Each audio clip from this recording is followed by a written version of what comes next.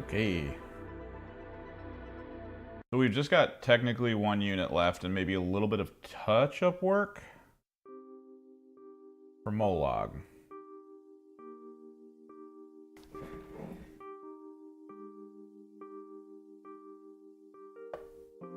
Put this over here, actually.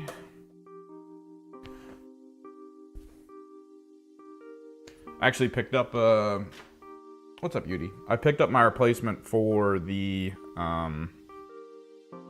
speed paint like tray that I was using. I don't know if anybody's ever seen these. These are those anxiety things where you're supposed to like pop, and that the action of popping like this kind of cuts down your anxiety, kind of like fidget spinner style. These also make for fantastic speed paint frickin' trays, because if you're familiar, speed paint dries as like a sheet, but it sticks to most things. But because this is silicone, it really won't. And then when you're ready to, when it's all dry and you're ready to throw it out, you literally just pop it out like that, and it'll come out. You can even flip it over and just use the other side if you want. So, got that finally. What do we need to do today? Mostly just this guy, right? Let me get centered. Set the servo off.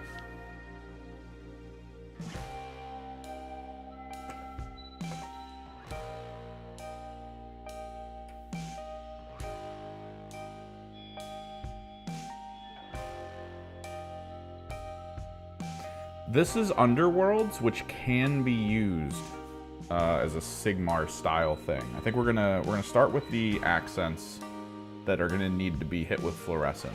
So let's get Pro-Acryl White going.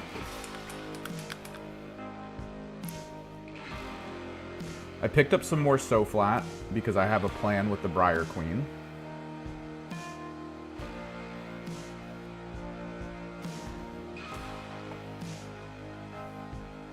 We're going to kind of do a half and half with the Briar Queen. We are going to do an all-over fluorescent from the Airbrush, but then we're going to do like a slap chop approach with a dark, probably mid-violet tone. It's kind of, well, Sigmar KT is Warcry, which is apparently getting possibly adjusted and changed to try to bring it closer to KT. Or to closer to something that's a little bit more reasonable as a skirmish game. This is a little bit closer to, it's a computer game that I played called Duelist. Or like Magic the Gathering or something along those lines. Because it's, you have a team, you have cards. I'm putting a video together for this. I actually need more B-roll for it, because I got to a point and then I realized I was out of footage and I was still talking. So like, either I just do a really long-running single skit image of my character talking with a couple cutaways, or I grab some more B-roll, because I'm out of B-roll. Like, I ran out of B-roll a lot faster than I expected.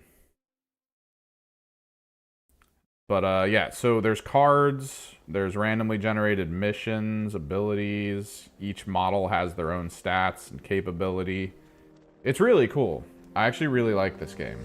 And we go over that in the video that hopefully will be out by next week, if I can get the B-roll together today or tomorrow. Because I do think it's worth putting out as a video, show some people kind of the gist of it, get people into the loop of how it's played. Because this is certainly one of those game modes where it's like, this needs to be played by more people. It's just so fast and casual. It's nice.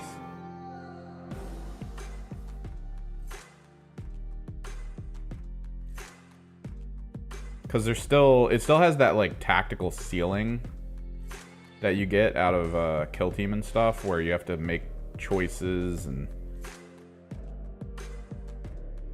it's not like the easiest thing to pick up. I spent last night watching a lot of 10th edition battle reports with Thousand Suns. I'm trying to get used to the game. I'm realizing that I'm stuck in like 3rd, 4th, and 5th edition brain. which to those who are unfamiliar means my goal is to table your army by turn 3. 10th edition does not let you do that. Like, even with me misplaying as much as I did with my knights, my opponent wasn't able, as a Thousand Sun player, squarely focused on the possibility of damage over time, he was unable to wipe my very small army out. My very small selection of knights that were all on the field all at once. He wasn't able to kill me. No one at the tournament that I went to was able to table me at all. And I wasn't able to table that. Oh, Jesus. What's up, MVG? I don't think that goes to the Streamlabs donation goal. I wonder if I can adjust things. I don't know. What's going on? I'm painting trolls today. And then eventually we'll be painting ghosts.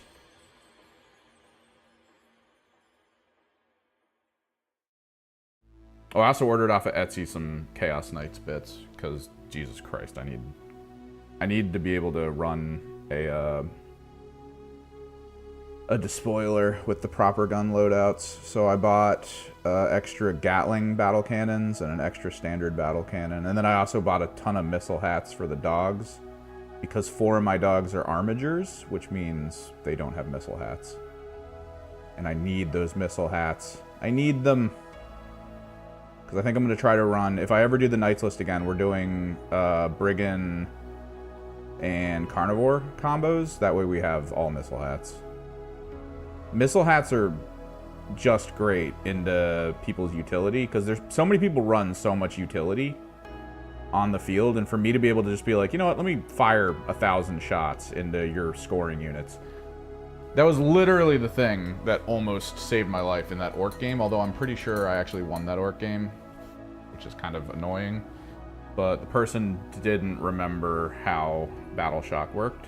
That kind of sucked. That kind of sucked a lot. How's it going, MVG? If you're still here, or if you just decided to drive by chuck money at me. Yeah.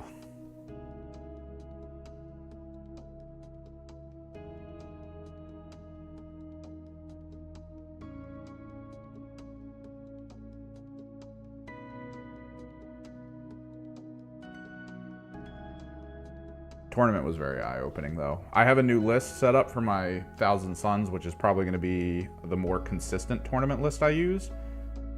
The Thousand Sun players at the tournament I went to rocked a specific kind of Thousand Sun list that doesn't have...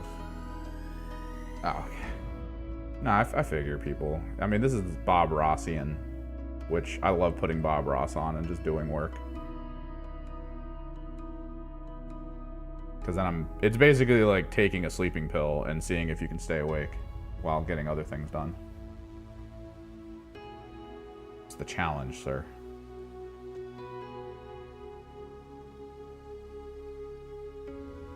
Mushroom, mushroom. I do kind of want to figure out, the cauldron is going to be a main color, but I think we'll do like a weird green down here.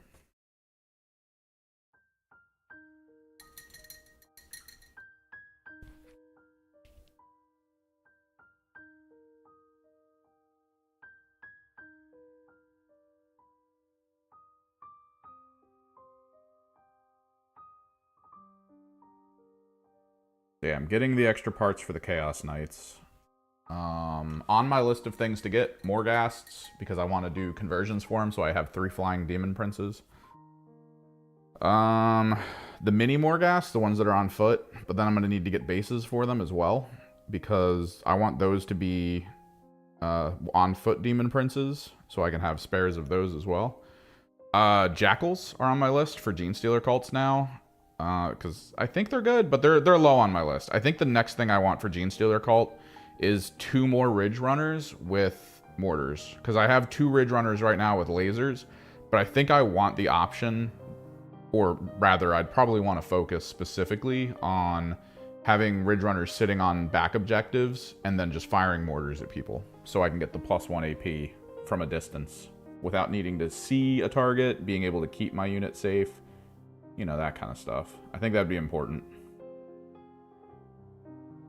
Honestly, if I could do it, I might even try to consider looking into the points values and trying to go 2 squads Ridge Runners. One that moves around with the mining lasers, and then one that chills it back with its mortars. Because Ridge Runners are pretty cheap and pretty good. They're very mobile, which is excellent. But I've got what I think is a pretty good list for Thousand Suns, because I actually picked units for scoring.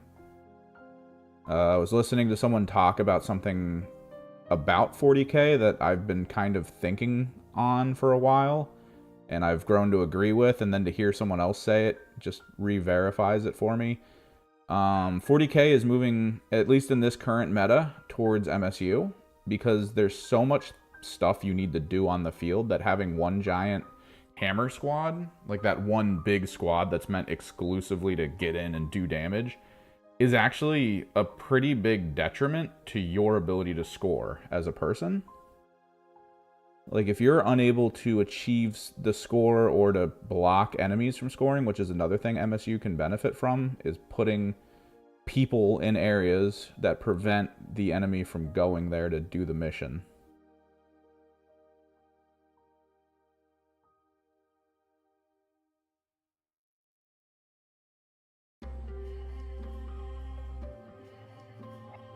It's actually a huge thing now. So a lot of people are leaning more into MSU than anything else in 40k. And they're doing very well with it, because if you just, the more units you have with more abilities to like do crazy things, the better.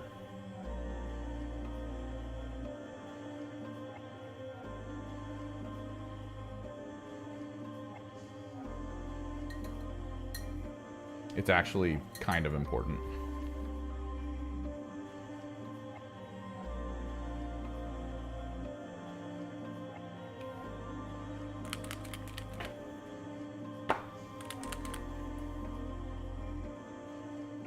Multiple small unit.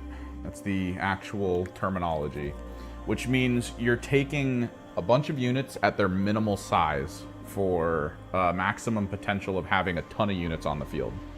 It's the difference between taking, let's say, a bunch of 10-man bricks of Thousand Suns, which means I'll only have so many units on the field at that point, because Thousand Suns cost so much. They cost so stupidly much to field as Rubric Marines. But if I instead lean into having a ton of 5-man squads, I mean, they're battle line, so I can take 6 5s. That's 60, or that's 30 total, which, I mean, 30 Rubric Marines is a lot. Now, 30 Rubric Marines in 10-man squads is, what is it? It's 1 heavy weapon, 1 icon, and 1 Cabal point from 1 sorcerer. But if you do the exact same thing in MSU, you get, so you'll get 3 sorcerers. In MSU, you'll get 6 for the exact same cost.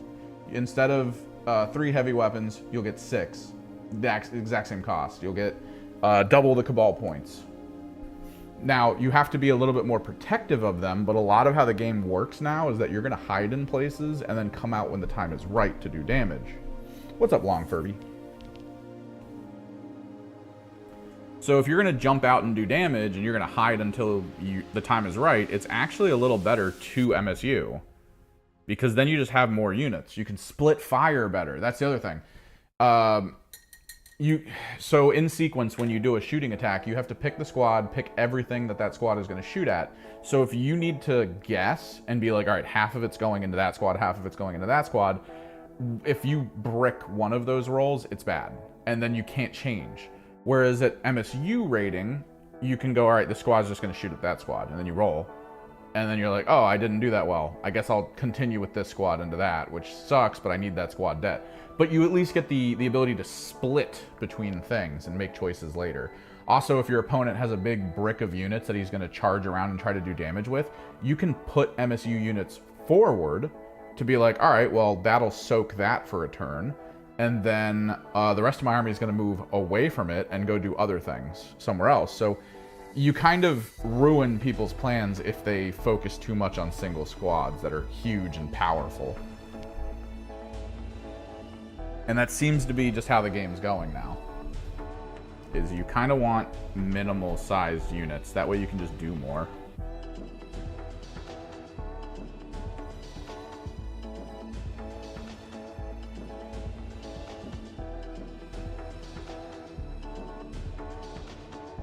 And that's kind of what I'm leaning into, I think. Definitely with Thousand Suns. I mean, you don't really have an option with Knights. But then with a Gene Stealer Cult, if I decide to go multi-Ridge Runners, I feel like it is just a better idea to do single Ridge Runner squads. At least for the back line. Getting one Ridge Runner with a mortar on the back line might be a good idea, just to leave them there.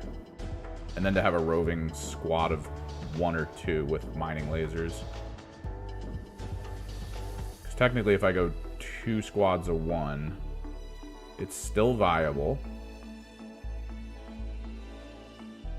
Yeah, no problem. 5-man Termies. Because if you go 10-man Termies, that's a lot. Like that, you have to consider what that means, right? Termies are okay, I think, because technically you'll have 1 less sorcerer leader or sorcerer squad lead, so you'll be getting 1 less cabal point if you do 10 instead of 5, but you do get the ability to pick 2 heavy weapons, which is nice.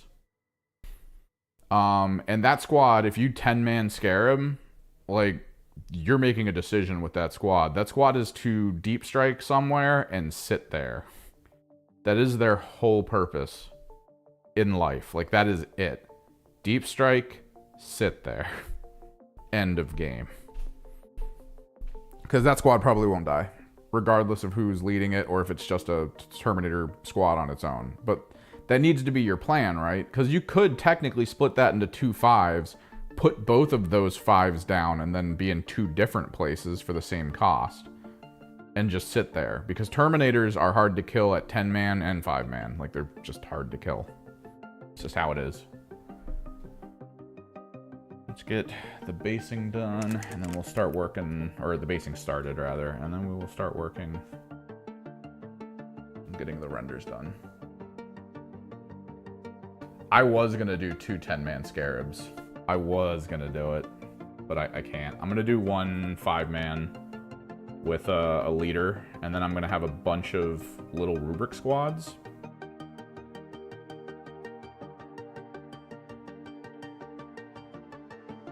I have a list that involves the double Terminator squads, the 2 5-mans with 2 different Sorcerer Lords. Because I figured that was good. Like, 2 5-mans, 2 Sorcerer Lords. You get the two abilities to mark targets for rerolls and stuff like that. They're both really good with their anti-tank attacks. Like, they give the squad of Terminators lethal hits, which is actually really good for how much those Terminators are going to shoot people. It's good in general. It's just really good.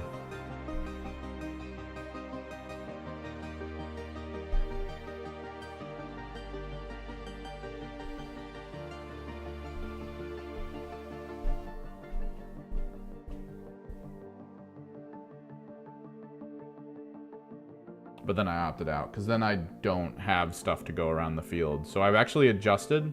I'm taking 3 minimal-sized squads of Zangor Enlightened. I'm going to be using them exclusively for utility. They're not going to be meant to kill things. They're meant to go somewhere and then cleanse or do any of the little missions that I don't want to put a big unit on. That's going to be a pretty huge thing.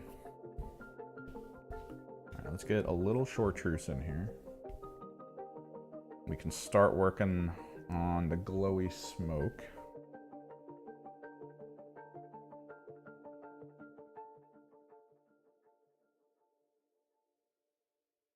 But yeah, the list is Ahriman on a disc, Magnus, of course. Actually, let me pull the list up. This is the list I'm going to be trying to master so I can take it to team tournaments and actually not get blown out most of the rounds. I got 20 ode as a differential in game 1. I had a 1-point difference in game 2, and looking back, I'm pretty sure I actually won that one, but I gotta pay more attention to my opponent and what rolls they're making for their battle shocks when I'm playing knights, and because the guy assumed it was old rules. I don't know. I'm not fully aware of the specifics of sizes.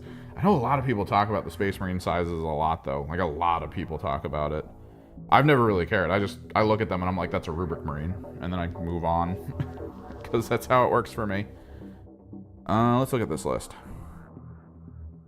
I also made a different list for my Chaos Knights with the things that I think will be a little bit better.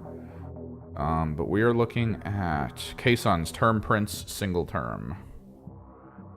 2k points. We got Ahriman, Magnus the Red as epic heroes. Of course, Magnus is the warlord because it's Magnus and you can't choose someone else to be the warlord. Exalted Sorcerer. Exalted Sorcerer on a disc. Thousand Suns Demon Prince with wings. Thousand Sun Sorcerer, Thousand Sun Sorcerer, and Terminator armor. 3 Rubric Marine squads. Now, the trick here is that one of the squads gets a Sorcerer. One of the squad... Actually, yeah, both of the squads... Or no, one squad gets a Sorcerer, one squad gets an Exalted Sorcerer. I think the other one just wanders and is potentially a place where I can put Ahriman. Oh no, I have Ahriman on foot, not on disc in this list. So Ahriman goes into one squad, Exalted Sorcerer into another, Thousand Sun Sorcerer into another. Scarab Occult Terminators, which is of course for the Thousand Sun Terminator Lord. 2 squads minimal, Zangor Enlightened, both with boths, because if I don't have to cleanse with them and I maybe possibly get the ability to kill like a leader that's not that strong, I think it could be worth it. And a Mutilith Vortex Beast. The plan is MVB sitting in back, holding down the back line, making sure nothing wants to get close, because 24 inches of absolute murder. But he needs to hide, because they're not as durable as you really think they are. Most armies tech to kill knights, and MVBs are just below knights in durability. So you sit him back. Next to him sits the Thousand Sun Sorcerer in a squad. Thousand Sun Sorcerer has Lord of Forbidden Lore. The Terminator Lord has Umberlific Crystal. And those are the only upgrades I get. But so the Sorcerer sits back. He stands out there with the Squad Sorcerer next to the Mutilith Vortex Beast, which means 36 inches on every single Cabal he can cast. And he's just a backline. You step out wrong, I'm going to hit you with double Doom Bolts. I'm going to chuck multiple temporal shifts around, like that kind of person. So that's that kind of unit. The Terminators can start on field if they want, or they can start in Deep Strike and then basically double Deep Strike during the game. And then the Prince has to start on the field unless you want to start him in reserves, which you really don't. But then he gets picked up at the end of your opponent's fighting phase, and then he can just be deep struck somewhere on the field, like consistently. This is a constant thing. So he's fantastic as a durable uppy downy do whatever you want character, because he's really durable. The Exalted Sorcerer on Disc of Tzeentch can fly around on his own, because apparently these guys aren't mounted. They're considered infantry. They're not considered mounted. They have fly, but they're considered infantry, so he can go through a wall like no issues. He can go through a wall 12 inches. That's insane. Take massive advantage of that. But yeah, I have 20 Cabal points potential, which is usually why I want the Terminators on the field at the beginning, because then I can just have 20 points, which is really good. I don't think they're going to do new sculpts for the rubrics. I don't. I mean, they might. I want new characters. I want new models. Like, I think there needs to be a mid-tier elite squad that's mostly just about Cabal points and nothing else.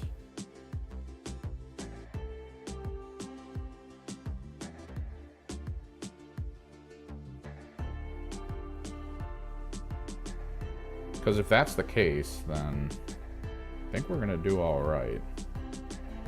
It would be cool to get, like, Thousand Suns Ritualists or something. And that's their whole focus is just like, how many Cabal points can we get? Like, if there was a unit that was straight up like D6 Cabal points every round, I feel like a lot of people would take them and put them on their back line. Because I imagine they'd be useless everywhere else. Yeah, I saw the leak. Technically, the army I collected for the Thousand Suns, I could run. If I can get the Arcfane, which my local store has an Arcfane. They've had them for a while, so they'll probably put them on sale soon.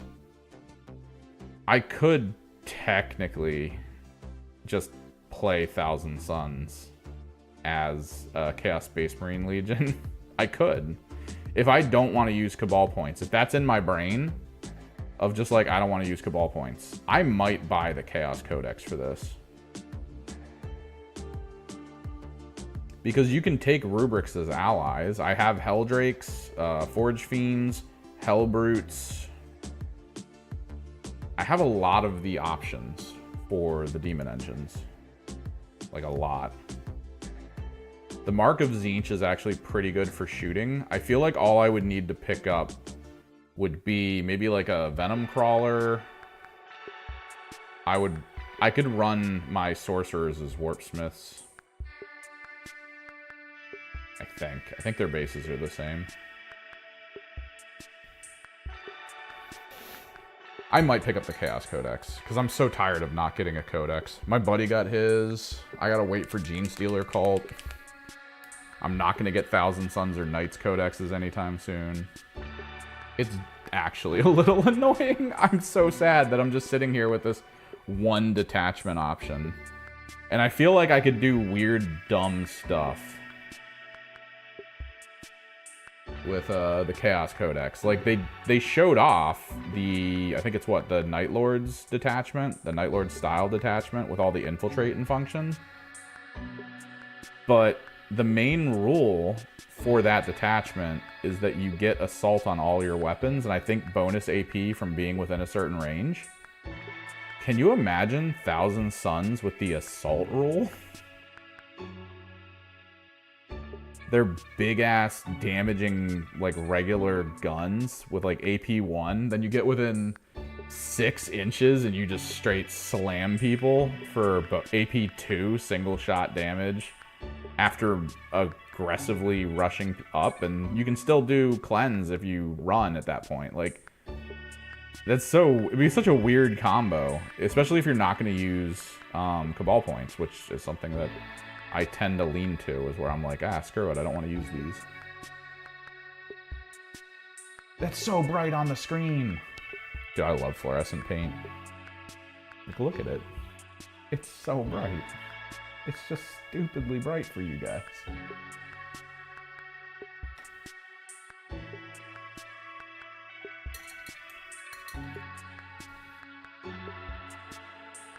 Yeah, but I feel like because I have a lot of demon engines, I feel like I could do it. I should probably buy the Chaos Space Marine Codex, because I could just run Thousand Suns with demon engines and just call it a day. Scarab Occult Terminators could just be regular Chaos Terminators at that point, with a regular Sorcerer Terminator Lord.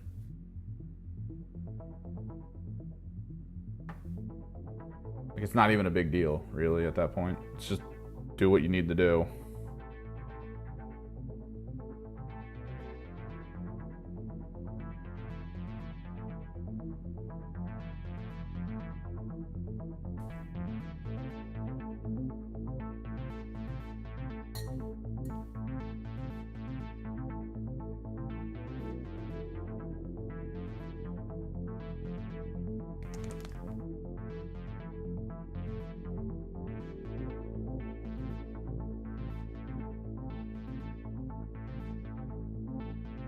Let's get the glowy effects down on all the different. Let me actually get a bunch of these in this little silicone thing. Oh, that's way too much. Fine though. That way I can just go back and forth. Pink. Purple. I think it could be good. I like that I can run as allies. Technically not even allies though, right? Like it's, they say you just look at the info from the other cards and that's what you're running. You're not really an ally. I think you can just go as what you need to be. And then you just have access to the Heretic Astartes rules.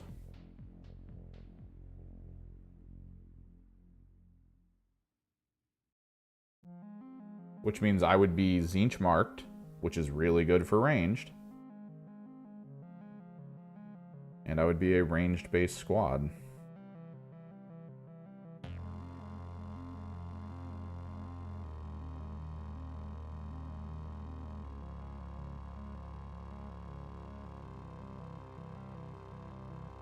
Which I think could be really good.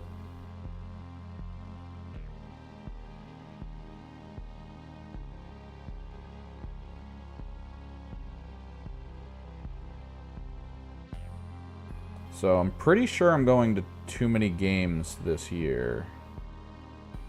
It's a gaming convention in Philadelphia for anyone interested. I'm planning on bringing some of my Underworld stuff, because I don't think bringing like my kill team stuff or even my full-blown 40k stuff is a good idea. It's too much. But I'll have boards and dice and a couple teams for Underworlds. And they have a board game section at this convention that you can kind of sit down and just play games that you bring. So I think it'd be kind of cool. I don't know who could even make it to this thing. It's going to be in like a month or something. This convention's going to... Or is it the end of the month? I think it's end of next month. Oh, I know it's soon. Oh, we also need to work the white up on the head of Mollog, because a lot of the white dots aren't really dots. So yeah, we're gonna try a convention.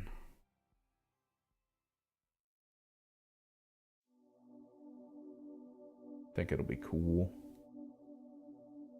I'm going there with the gaming stuff that I do, other than this, like the podcast and all that.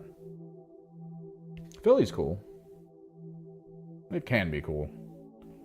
It has some good stuff, good food. It's a harbor city.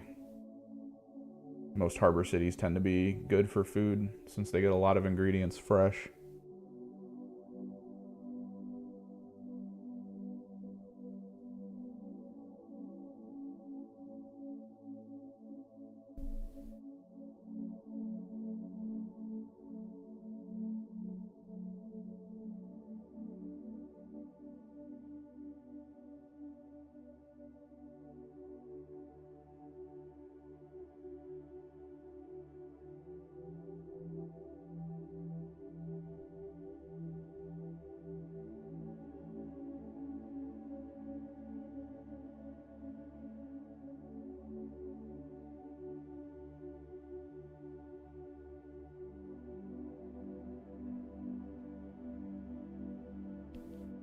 Gotta get a little bit more chartreuse down in the base of his cauldron.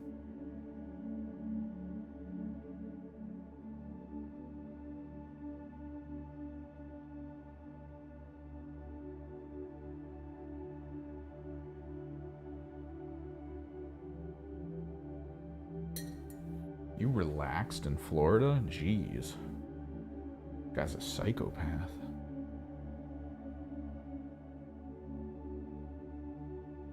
You run into Florida Man? The ultimate of heroes?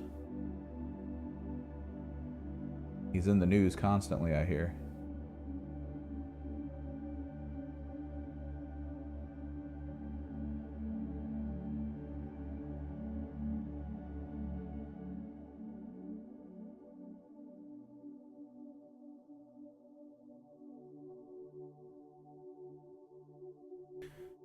I want to go to a bigger event, yeah.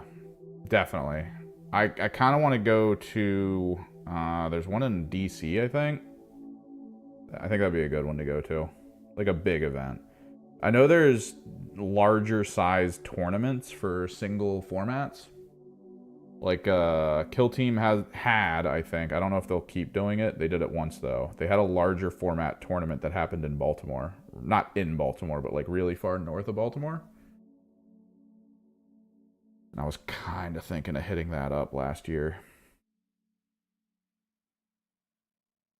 It's just the timing. Because I need a computer that I can edit on. That way I can still do my like job I get paid for while simultaneously going places that are whole weekends.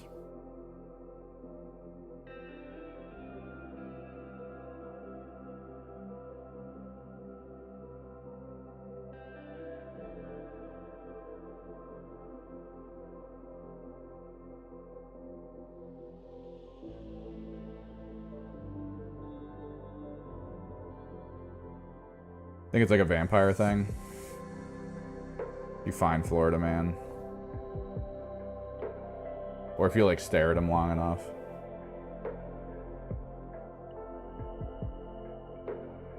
I saw a comic book called Florida Man. His superpowers were literally everything you've ever heard out of people in Florida doing like crazy shit. Where is Adepticon? Adepticon's West Coast, I thought, right? Where was Adepticon? Is that Washington, D.C.? I think that, yeah, that might be the Washington, D.C. one. That one's expensive to go to. From what I remember, the tickets were crazy.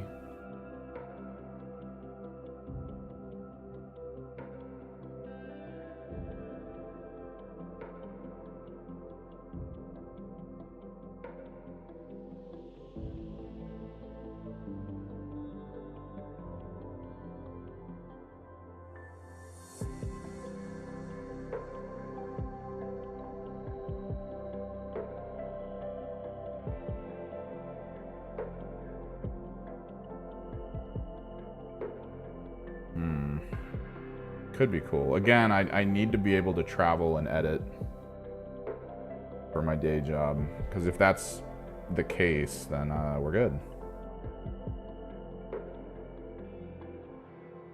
I can pretty much go wherever. I just can't do like late night stuff, I guess. Technically, if I go to Midwest, I'm editing at like 8. Like 7 or 8. Instead of 9 p.m. So that's like not that bad.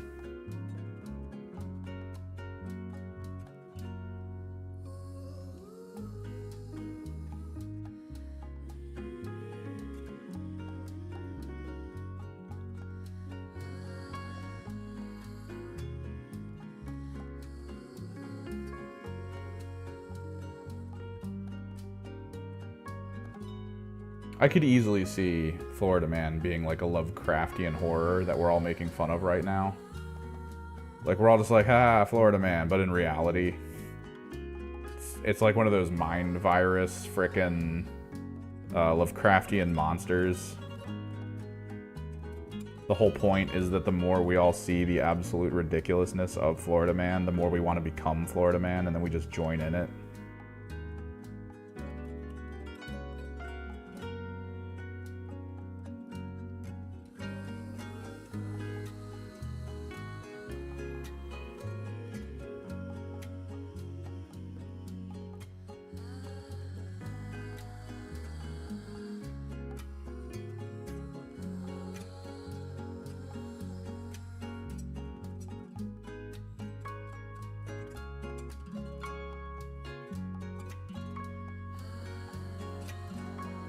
I know one of them was like super expensive to go to, but $70 is not that bad.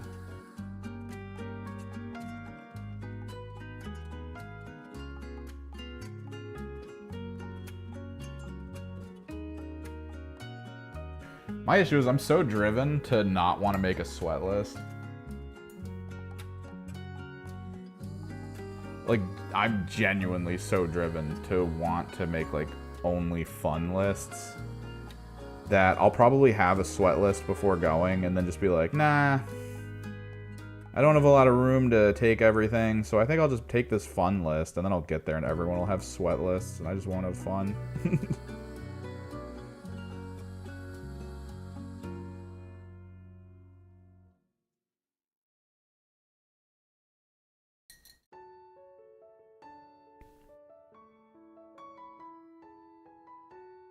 No, yeah, man. That's the, I think that would make for a pretty good Eldritch storyline, is finding out that something that's going on, like right now in our world that we consider innocuous and weird, is actually a horror show waiting to happen.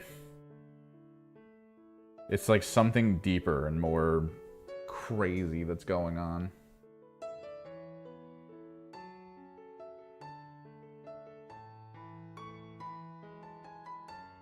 Like we're slowly summoning a being from the other side.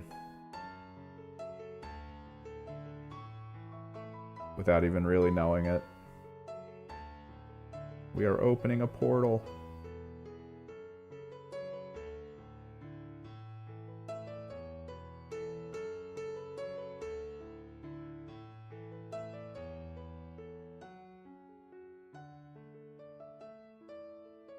I think we need to make his face glow. So I brought up pin washing to someone on the Discord. I don't know if they're in here right now. We're gonna do something like pin washing.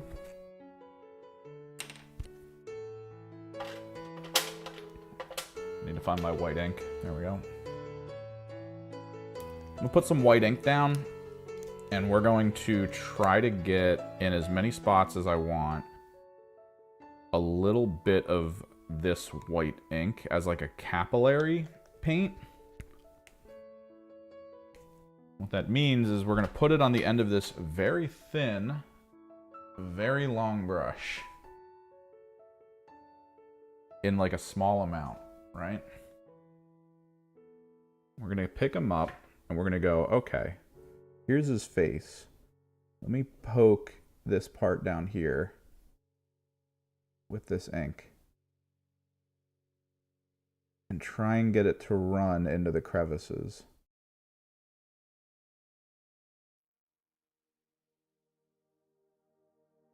Let me refill it a little bit.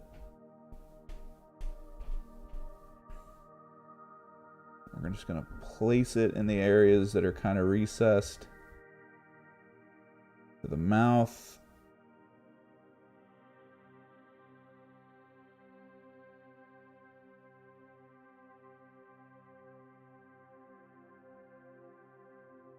For the eyes.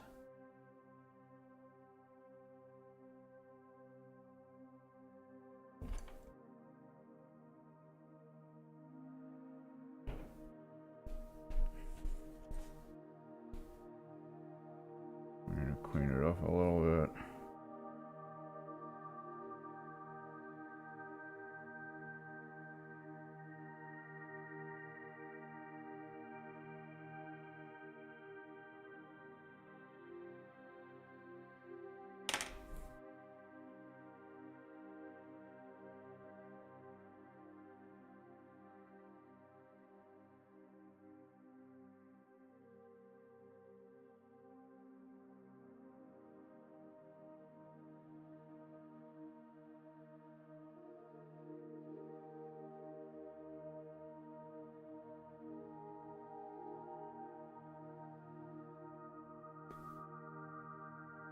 Just to get the capillary face together.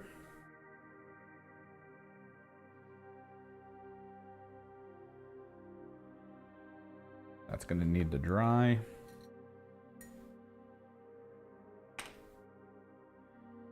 Let's do some of these mushroom roots on his head.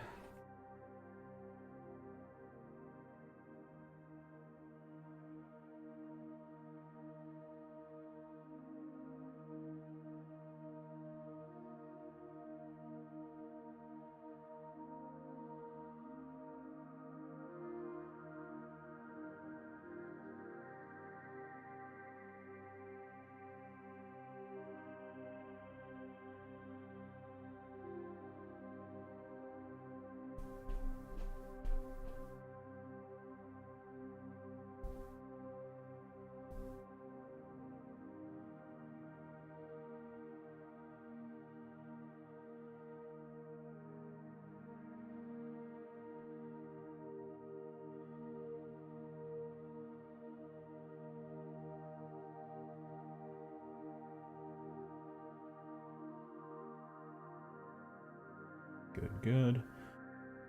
While we wait for the ink to dry, we can probably kick it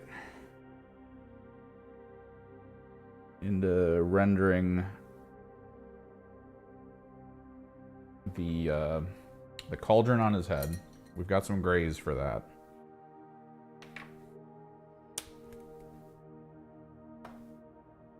Although, let me check. Got some new so-flat colors, which I think could be useful.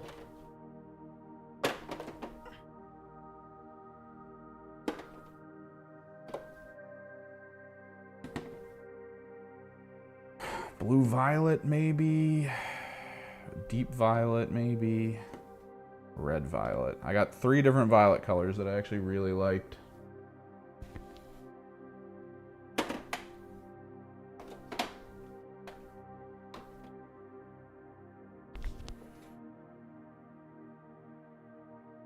We can maybe go deep violet to blue violet. I want to hold on to this for the Briar Queen. We have a plan with it.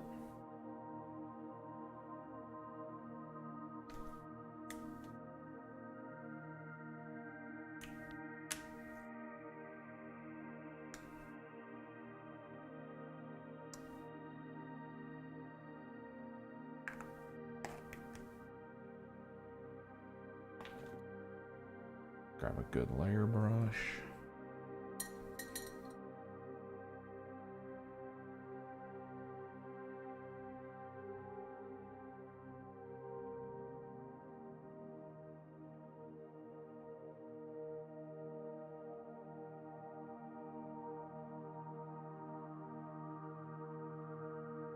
Go around the edge work.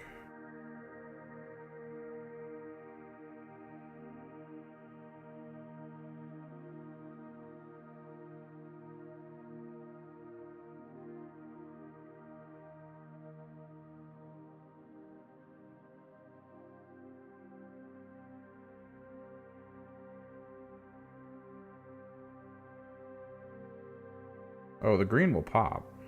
Don't you worry.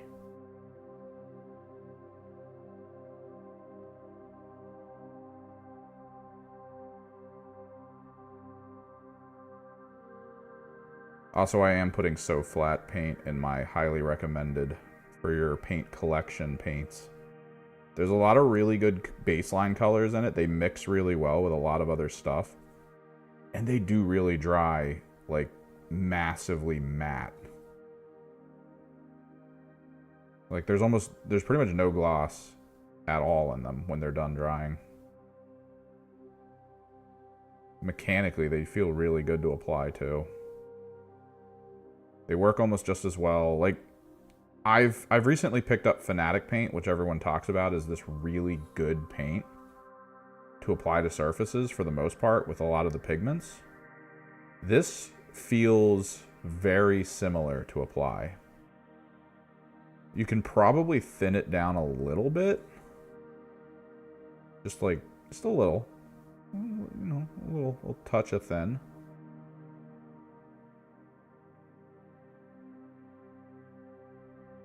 But for the most part, you can almost just apply it straight up. I'm just putting it on the wet palette. And thinning it with just slight amount of moisture. And it works. Works really well. Each stroke is very pigment filled, but if you thin it down enough, you can actually render with it, which is pretty cool.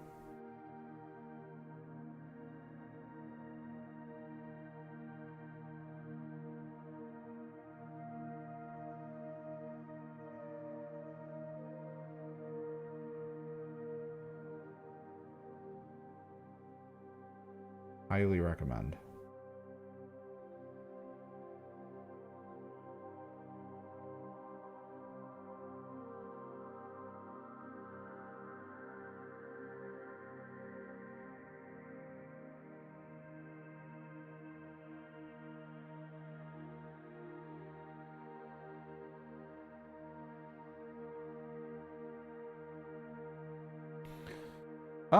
You can do fun things with Necrons, though. Using a very similar concept to my start with fluorescent concept, if you get a flat enough dark color, what you can do is you paint the entire Necron fluorescent and then you dry brush the dark color over it so that every crevice is fluorescent glow. So it looks like the inside of them is glowing and then the outside of them is like a darker tone, and then you just apply the metal to it. So it looks like it's got that like internal furnace look. Like they're super heated up internally with whatever's powering them. That kind of feel.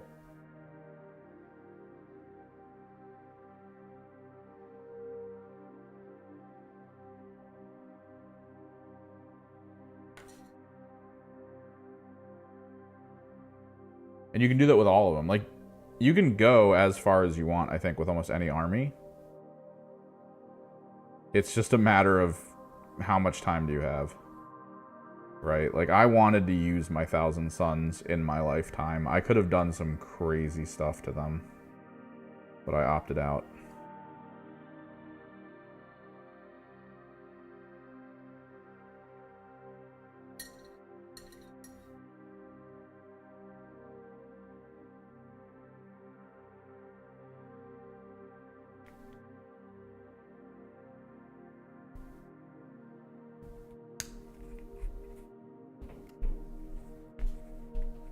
Because they have a lot of divots in their system. They've got the internals to their rib cages. They've got the things along their spinal columns.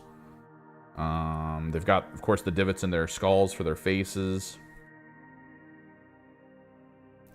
And there's just so many recesses that if you hit with the dry brush just well enough, you're going to see all of these components that feel like an internal glowing molten nature.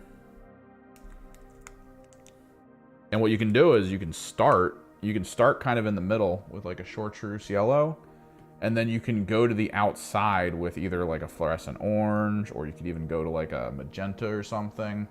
That way, when you dry brush, it feels like they have a core that's hotter than what's outside, and that the heat kind of flows outward. Oh no. This bottle is too strong. Okay, there we go. It's such a good color. Holy crap. And you get so much of it, too. That's the crazy part.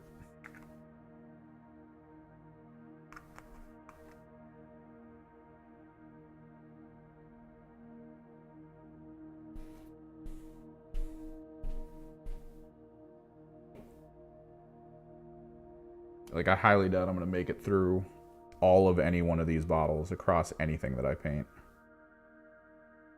Okay, we're going to go kind of top down with this violet blue.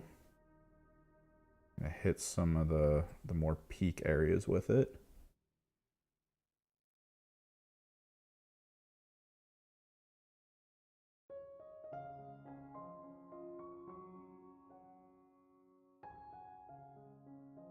And then we're going to pull it to an actual, like, blue-gray. We might go with something like Russ.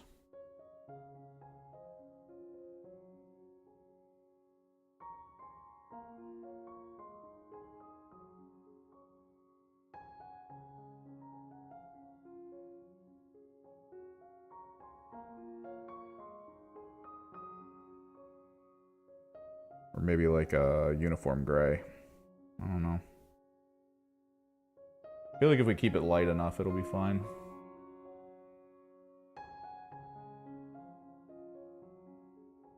No, yeah, that's kind of the annoying part, because I'm looking back at my 1,000 Suns and I'm thinking of fun stuff I could do with them now to like push how they look and feel. It's a little annoying. Like, part of me wants to go back, pull all my 1,000 Suns out, and apply shifter paint to all of the blue components on their armor, like all the colored components. That way their armor feels even more like magic-oriented. Let's go with Necro Cloak, actually.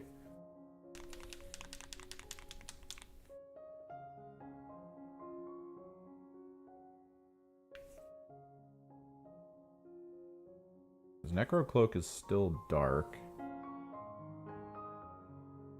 But it's not super dark. I think I'll pull some of this purple into it, though. This violet tone.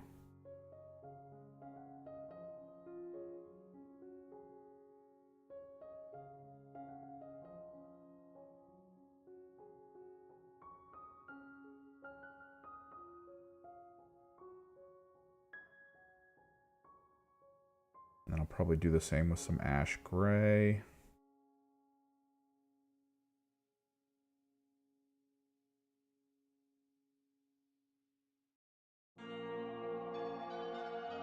That way this render can at least feel decent. With a lot of different little layers.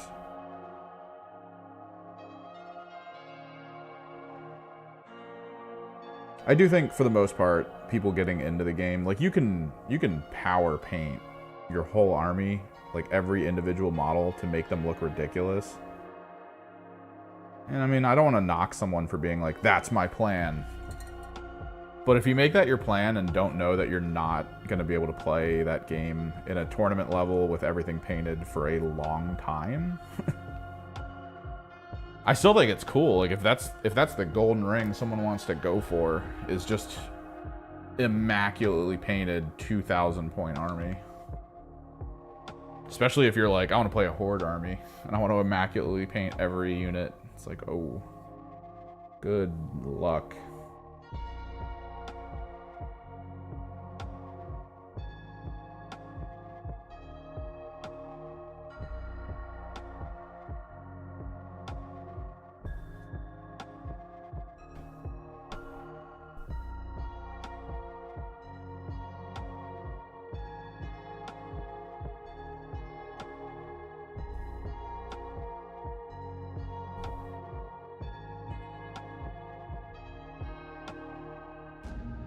But I feel like the gist most people hit is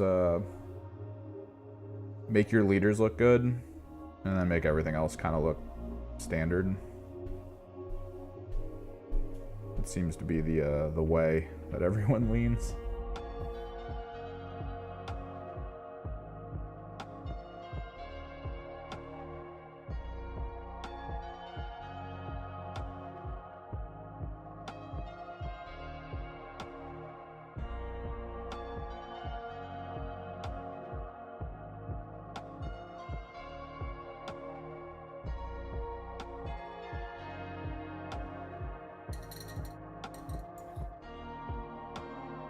We're just gonna put straight up white in this purple. We mixing live, boys. Get this pro acryl in here. 3 different brands, 3 different chemical compounds, 3 different mediums.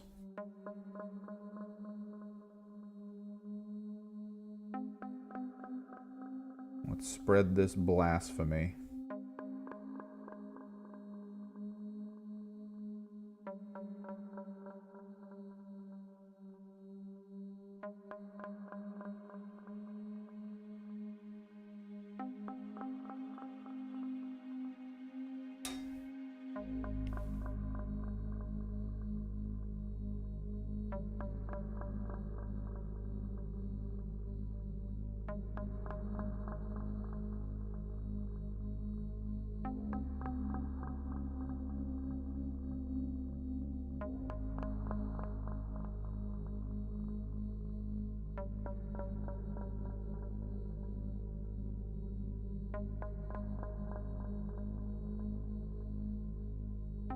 I think he's all right. We can go for a hard highlight, maybe, just around the top, like an edge highlight.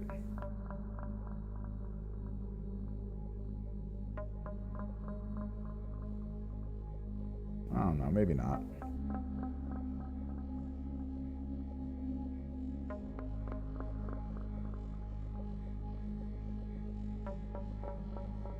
I think he's doing all right.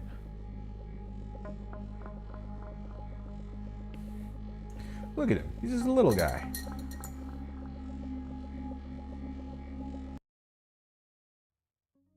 We need to grab some of this necromancer cloak and hit a lot of this ground area.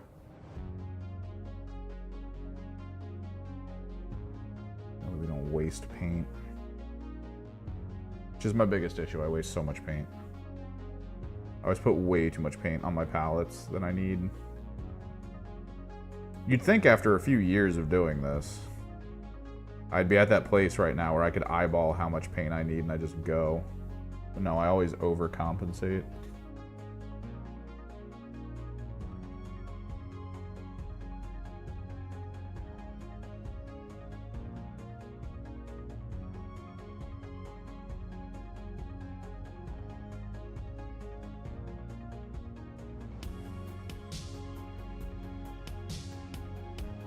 All right, what's next? The green. The green! We'll actually make him teal, I think. I like teal. Teal is a solid color choice. Any teal fans in the chat?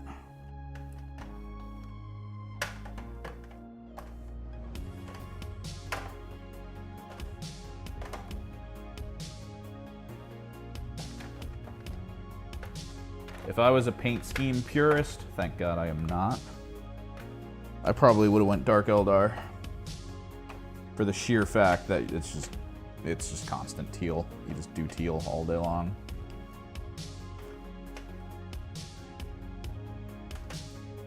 Found it. Oh, dude, the poppet thing? Perfect. A lot of people suggested it. I just hadn't gotten around to using it yet. I am gonna edge highlight a little bit. We got rust gray, which is a slightly blue gray. I do enjoy it. I am a rust gray enjoyer. We're gonna try to hit just near the top with it though, because most of this is now purple-ish with a little bit of blue involved, which means this blue gray should still visually work. It's like some of the hue is already pushed in this direction.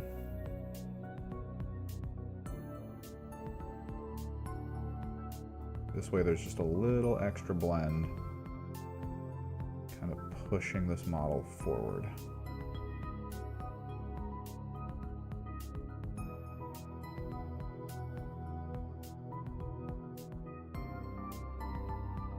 I think when all is said and done, what I might do... Nah, I don't want a Tesseract glow drip. There's no reason.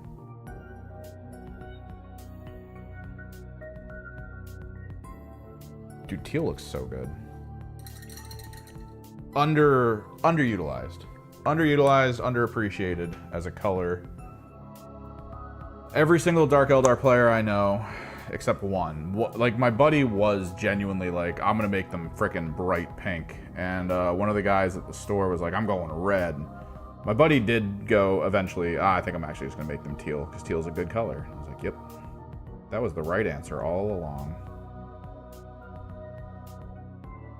Right in front of your face. Just make them teal.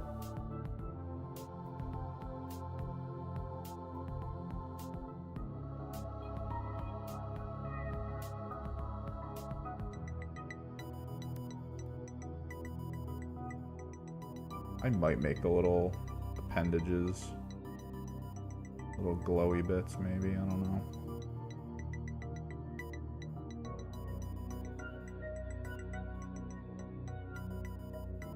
I'm gonna need to soap this brush. Ugh, so much work. Why?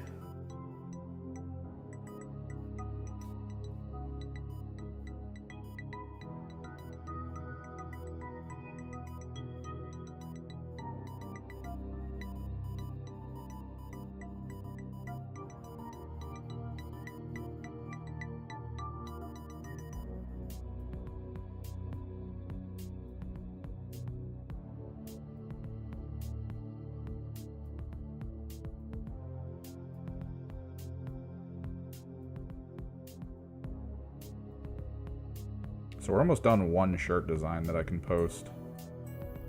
I want to try to do a series of shirts utilizing kind of the same stylistic approach of having some elements in it be 40K related, but having it mostly be about font and the quote.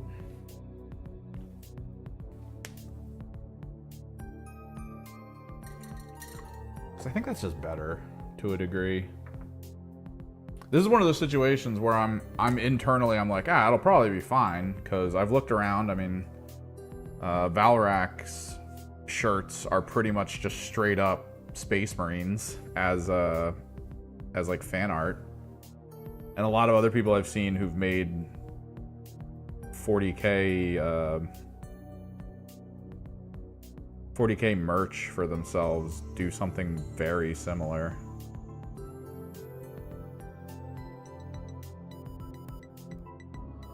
So internally, I'm like, it'll be fine.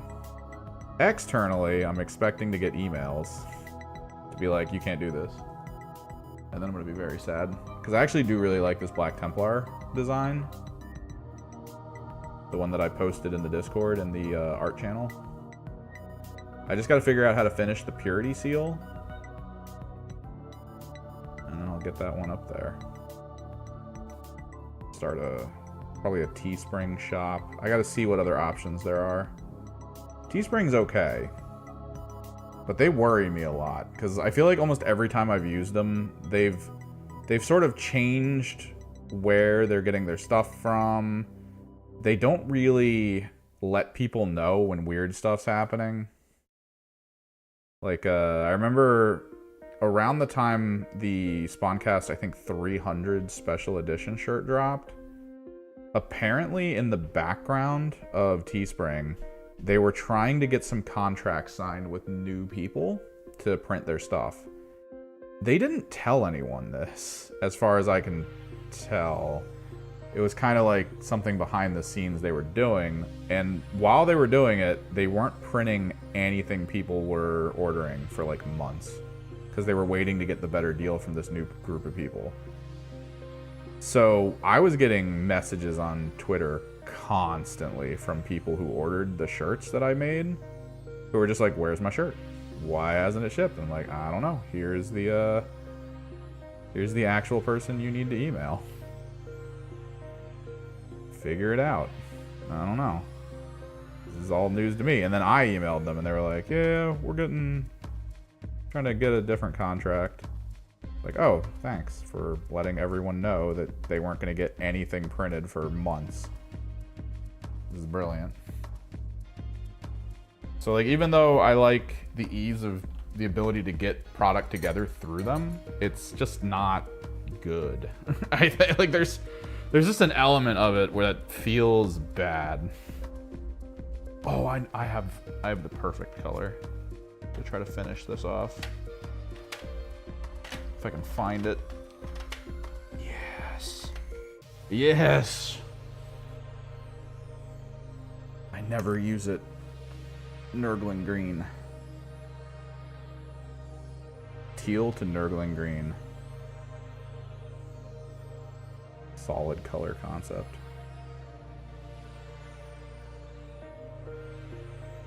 If I can just hit some of the highlighty components with it.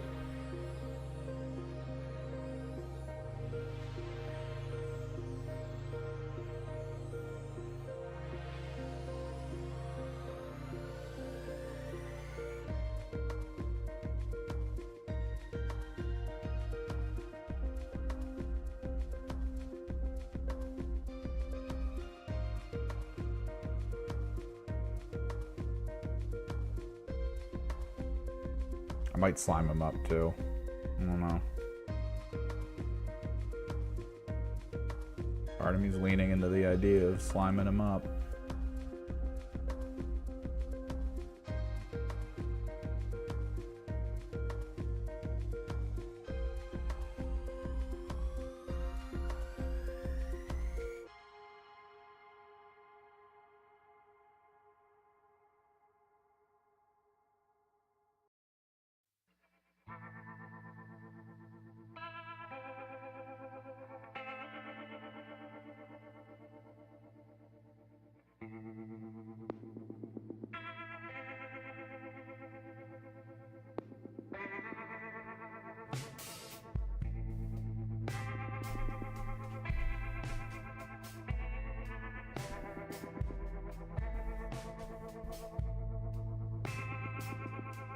So I've got a list of what to expand my Gene Stealer cults into. I've got a list of what to expand my knights into, although I think I'm covered for that. Oh, did anybody notice like the weird stuff that happened recently on the GW website that's got a lot of people worried? Apparently a ton of the Forge World models are just like gone. The assumption is that whenever they posted the information to the app, like apparently the Tau info is just on the app right now for upcoming stuff, and there's a lot of things missing that people are like, what? Like the Tetras and stuff, they're in stock. People are buying them right now because Tetras are super useful. But then the app was like, hey, we're not going to put the Tetra info in here. And now everyone's like, uh-oh. And they think there's a lot of Forge World calling that's about to happen. Because part of me was like, you know what would be cool? Is if I decided to one-up myself. What's up, Arturo? Did I already say that? What if I wanted to one-up myself, right? We just did the Castigator video. We did all that work to make the Castigator look pretty cool.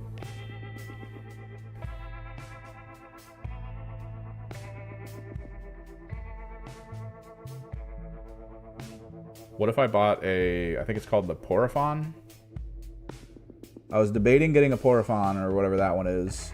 And I was debating installing an actual hydraulic lift in it for the missile launcher. The one that's supposed to pop out of his back. And I was going to do a remote controlled missile launcher lift. Because I think the Porifon, or whatever that's called, is pretty decently costed for what it can do.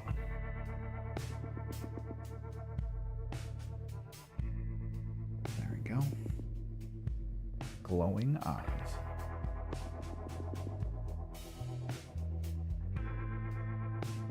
So Forge World came over to Games Workshop because I feel like Forge World isn't earning as much money. Because you have to go to Forge World. You have to, let me check. I think Porifons are. I don't think they're a legacy. You have to actively make the choice internally to go, all right, I want to play with some Forge World models. And then they're always hyper expensive. Yeah, the Porifon's it's just a Forge World. It's tournament legal. 700 points, so it's almost half of your army. 30 wounds, 2+ save, 5+ invuln, so it's a better tyrant. Toughness 13, that's horrifying a little bit, considering how many people take strength 12 items to games and assume it's going to be enough. OC 10, 8-inch move, hot garbage. He comes with 2 Acastus autocannons, and you can replace them with other things. Okay, so you can blend them different ways. You either go autocannons, all las cannons, or autocannon las cannon combo. Autocannon, 2 shots, 3+ to hit, strength 9. It's literally just an autocannon. There's nothing, like, I guess their main guns are whatever, right? 2 las cannons. What else do they come with? 2 Acastus autocannons. Acastus Iron Storm missile pod. Oh, that's weird. Okay, so he has 2 autocannon things. Like, he just has 2 autocannons. And then you can turn them into 2 las cannons, or the model 2 Acastus can each be replaced with one of the following. So you can take 1 autocannon, turn it into an autocannon with a las cannon, or just 2 las cannons. I guess that's how that reads. That's super weird. But then he also has a missile pod that can be replaced to a Helios defense. So the missile pod is blast heavy, indirect, D6 + 6, 48 inches, no AP. It's okay anti-infantry. Helios defense is anti-fly 2+, actually really good stats. 3 attacks, 3+. The big thing is twin Magna las cannons. He has 2 of them. So they're twin-linked blast, 72 inches, D6 attack, strength 3, or 3 attacks, 18 strength, AP4, D6 + 6. That is basically 4 Mutalith Vortex Beasts in one without the Dev Wound option. Yeah, as far as I can tell, tournament legal, 700 points. They are Titanic, Towering. Let me see. These would be usable in the Knights list. And I think, actually, these might not be usable as allies. Chaos Knights. You can either take dogs or, oh, Titanic. I thought it was like Aberrant or something, but yeah, Titanic, so it works. You can take them. I could take Chaos Acastus and put it at the back. They look so cool. Although I would need to convert the hell out of this guy. And then I would really want to put that missile rack on actual hydraulics on the back of them.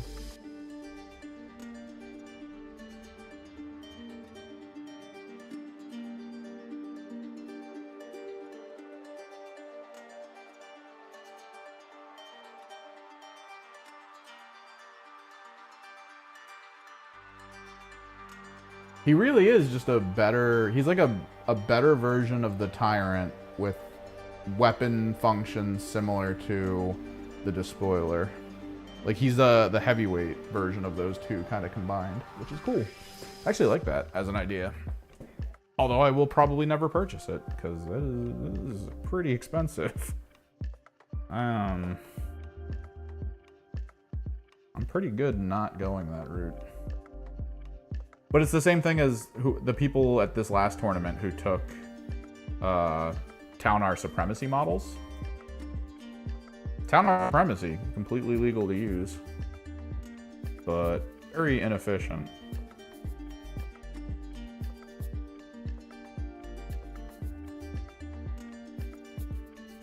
People tend to figure out how to get around Taunar Supremacy function very easily.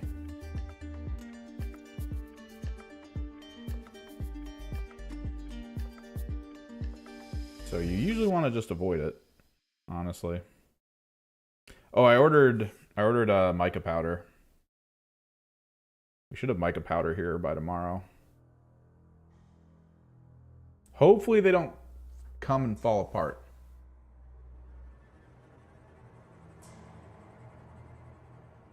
Forge World. Okay, so recently they merged Forge World and Games Workshop, and a lot of people were like, "Ooh, that means I can order Forge World models to Games Workshop stores." Which, yeah, you can at this point. It's completely possible, and that was really cool for a lot of people.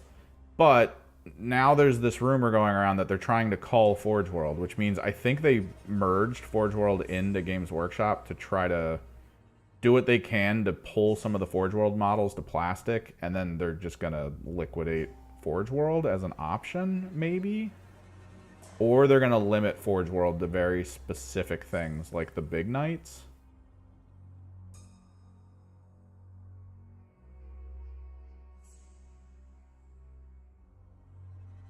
Which is completely possible.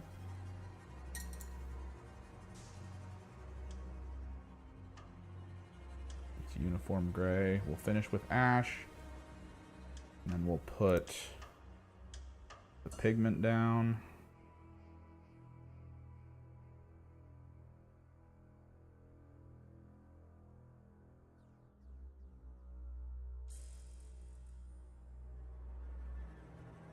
But there are Forge World models you can't really take to tournaments just because of how much they cost. Like a proper Warlord, I believe, is like 2,000 something points, which means you can't take it to a 2,000 point game.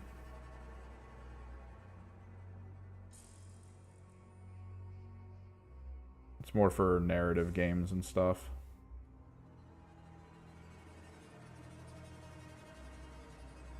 Or just playing outside, like in casual games. We have a guy at our store who has a freaking Warlord. And it's fun. It's definitely fun. He has a lot of fun with it.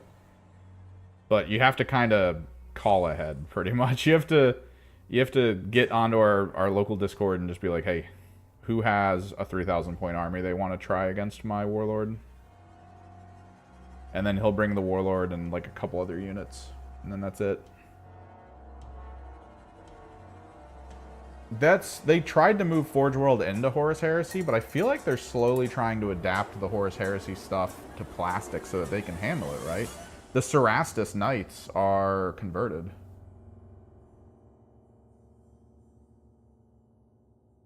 Dude, I missed... Dawn of War was great, and it sucks what happened. If you're familiar, Relic made really good Dawn of War games. I mean, a lot of people hated 3, and 3 wasn't the best by any means. I definitely agree with that.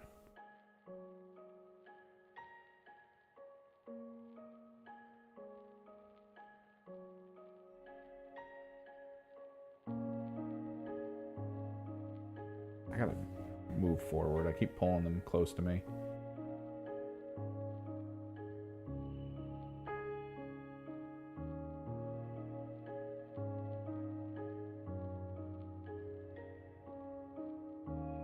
But, like, the games they put out were really good. But yeah, they do the characters in resin. That's Fulgrim. Fulgrim's that full resin, like demon form Fulgrim. And like a lot of the other characters and stuff. But they keep trying to make them plastic. Like they sort of test the waters, and then if something sells really well, I feel like they eventually convert a lot of the models to plastic. Like, I genuinely feel like they're just slowly trying to maneuver stuff to being mostly printed out through like a Games Workshop core. Like, I don't know how Forge World prints things, and I think maybe it might be a little bit expensive, so that they're thinking of maybe no longer doing it for that reason. And they're just trying to get everything they can moved over. I don't know. We'll have to find out. We'll find out. Where's my Nurgling Rot? Nurgle's Rot. There we are.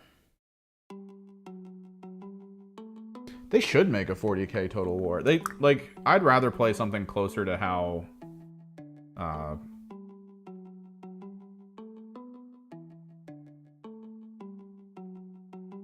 closer to how Dawn of War was, because Dawn of War was just really good. It was really fun.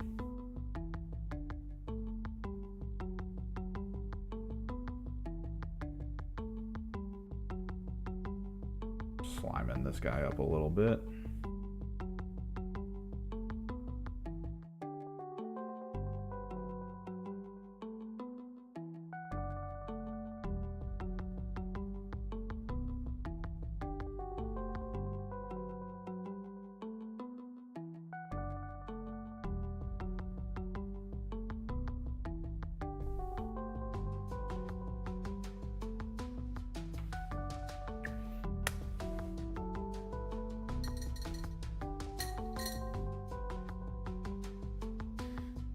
Well, I thought, wasn't the recent Total War that was done in Age of Sigmar's universe, they assumed it was going to make a metric ton of money, and then it didn't? I'm trying to remember what I heard about that. Because I know the key was that a lot of the old Total Wars, they were really well received, and everyone assumed, like, oh yeah, this is just going to go on forever. Let's pigment these guys up.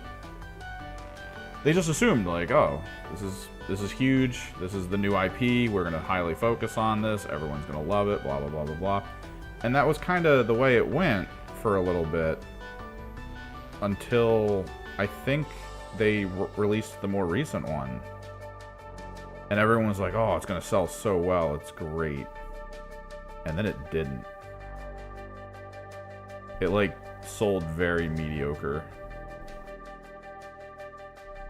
And now everyone's kind of like a little worried about that IP, because it was a fan favorite. I know people who never played 40k or AOS or anything. And I brought up that we played 40k with them back in the day, and they were like, oh dude, I love Total War. Like, what? It was this weird connection point to them, like a reference point for them to kind of know what I'm talking about. And that was kind of cool. Like, I liked that.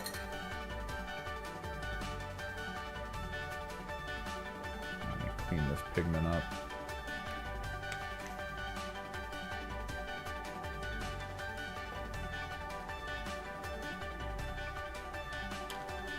Put the rest of the pigment on, get the bracket down, the little black outer ring.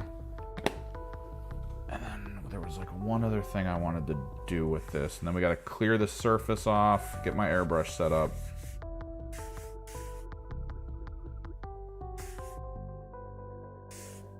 And then we're going to go to town, try to get the Briar Queen stuff started for you guys today. Kind of the plan here. But nah, like, it sucks because the main reason we didn't get a follow-up to Dawn of War, the main reason we didn't really get too many updates for Dawn of War 3 or anything, was because Relic was part of THQ when THQ liquidated. And Relic got picked up, but the IP control for 40K through them, like the access to the IP of 40K, did not get picked up.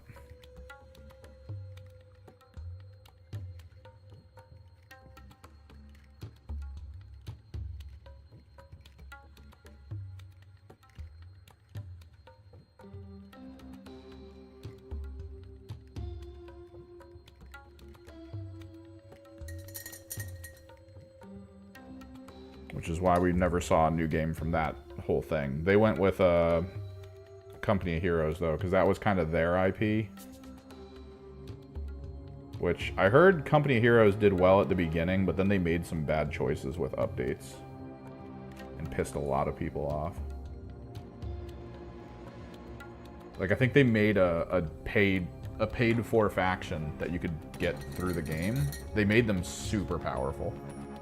So, like, you couldn't... If you played multiplayer and you went against them, you were going to lose. And everyone hated that.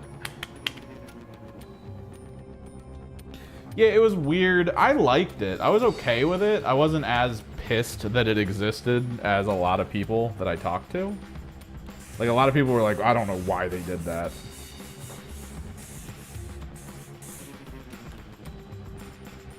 And then I played it, and I was like, this isn't the worst. It was such a departure from what was expected that I guess everyone kind of hated it a little bit. But sure, I mean, that happens. You play a game for long enough, you're expecting all of its follow-ups to feel a certain way, and if it doesn't, you treat it as like an affront. Alright, let's get the black ring on.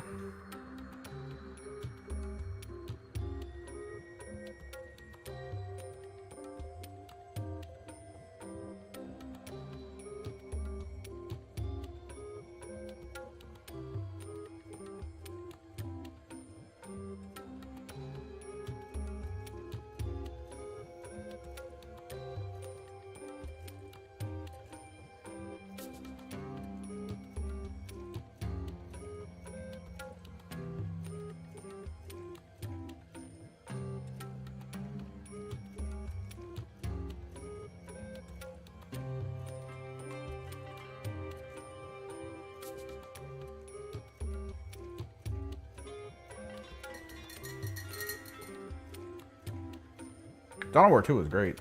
Me and my friends played Last Stand from Dawn of War 2 all the time. The gameplay itself, though, was pretty good beyond like the extra stuff. But when they added Last Stand to that game, it was so fun.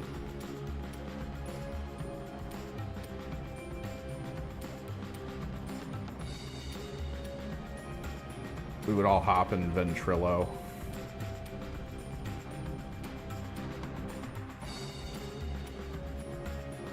Back when that was still a big thing.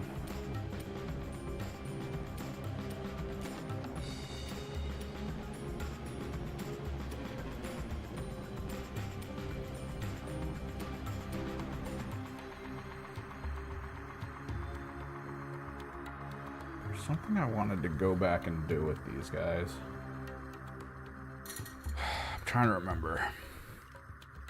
Oh, yeah. So a couple things we need to do here before we move on to the Briar Queen. We want to get... I should have a stamper. This little rubber brush that I use for other things. It just Where the hell is it? It should just be floating around here. It's rubber tipped.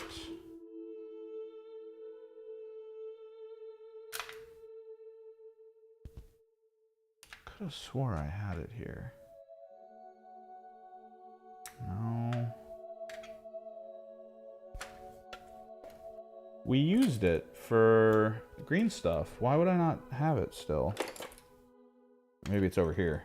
I think I found it. Yes. Oh, this is not the right shape. That's not good.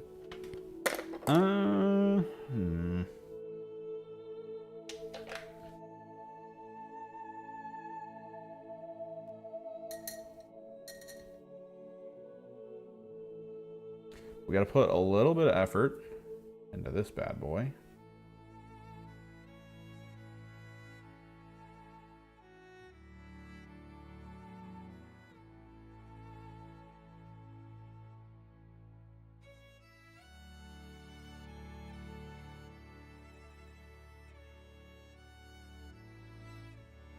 Make sure some of these speckles and dots are actually like full scale,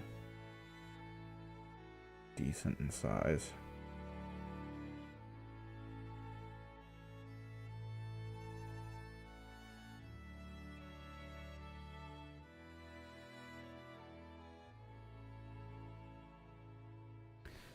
Also, we were gonna probably pin wash something on him. I think I bought a flesh shade, I want to say. I think I bought a flesh shade.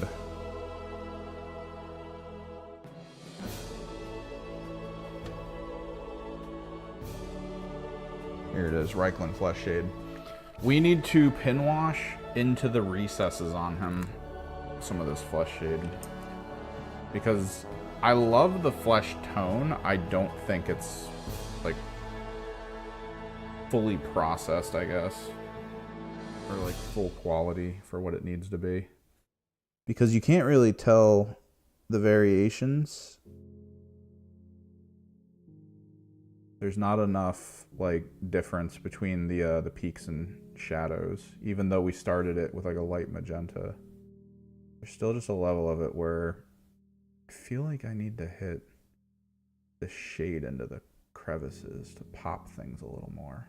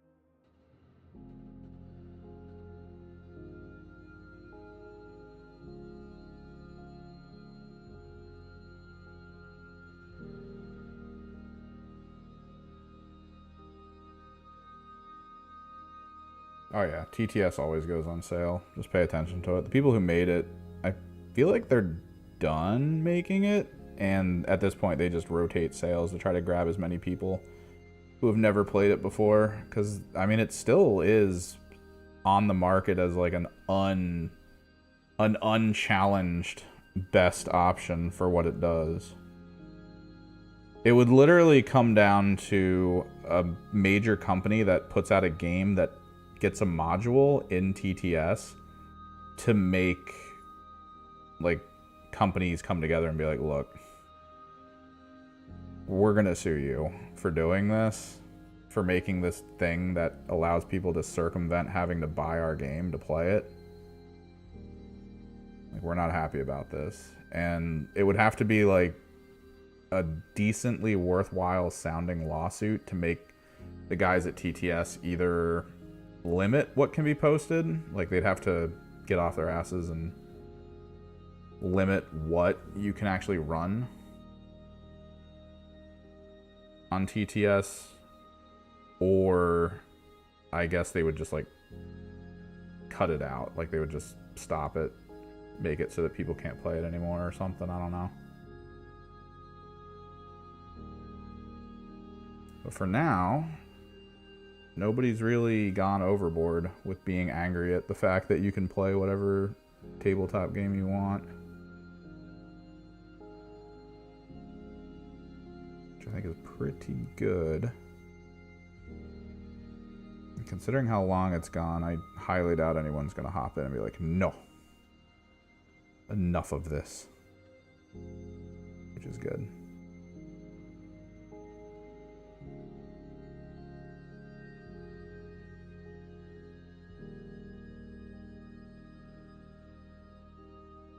Okay, over the course of the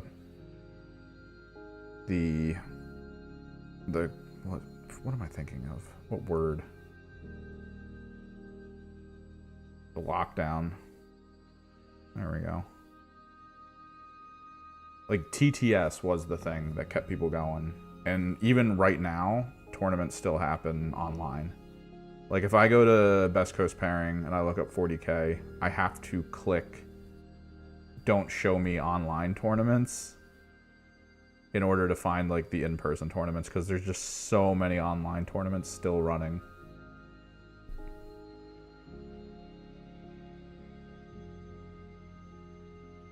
And it's explicitly because of TTS.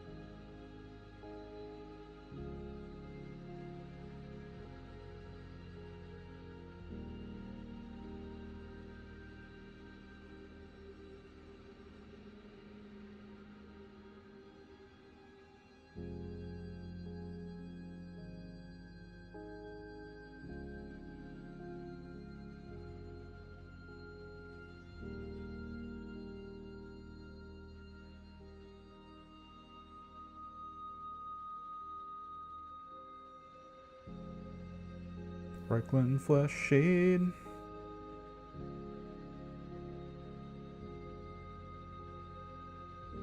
Pretty solid brown, red, orangish shade. Usable for flesh tones. Usable in a lot of locations. But sweet! Mollog's Maw. I will consider them complete.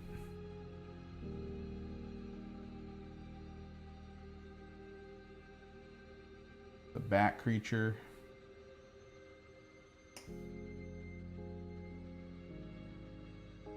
It's not a rock.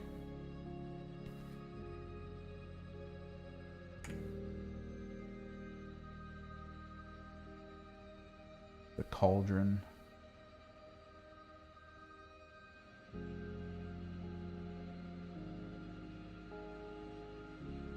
And Mollog himself.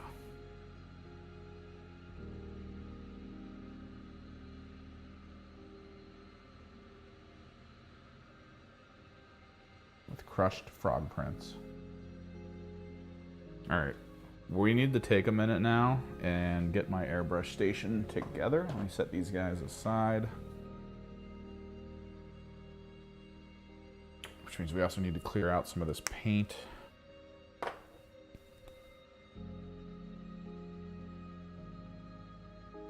we have so much paint up here now.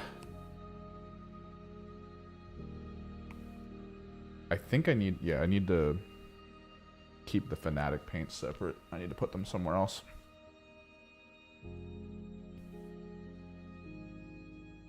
I mean, just doing it gives you the confidence.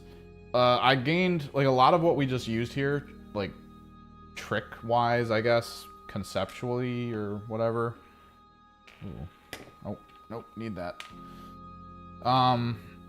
What we employed here is stuff that I learned painting the Gellerpox team, actually.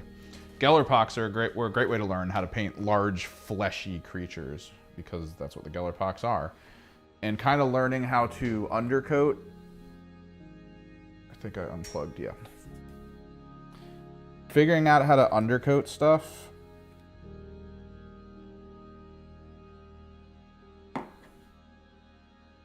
And then painting, like, the basic flesh tone above it.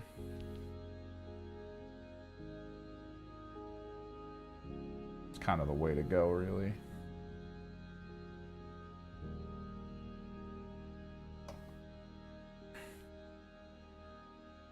Now let's cover up this paint thing here. Move it aside. I gotta get all these out of here, including all the brushes. This can chill for a bit.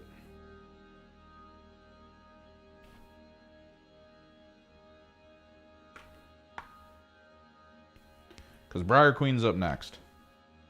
Honestly, my approach to the Briar Queen set is probably going to be very fast compared to what we've done so far.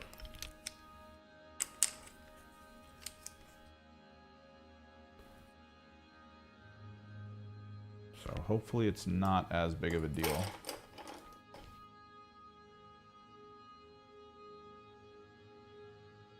Get rid of these.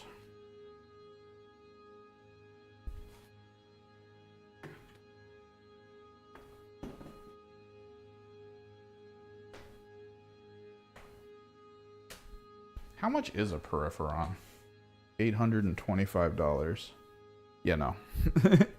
200 was already hard enough to decide for the Cerastus. I don't think I want to go almost $1,000 for one model. It'd be cool to have, but in the current state where everyone's afraid that a lot of these Forge World models are going to be pulled from 40K, it's a little disheartening to think, oh, I'm going to pull an almost $900 trigger on something that I won't be able to use. It'll look cool in the background, but...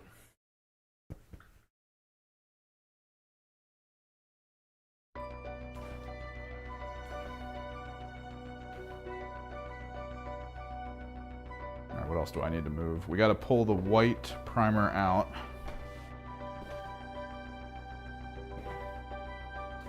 Oh, dude, play Thousand Suns or Gene Stealer Cult. You're basically playing only HQ models. Let me pull out my airbrush tray, my backsplash protector.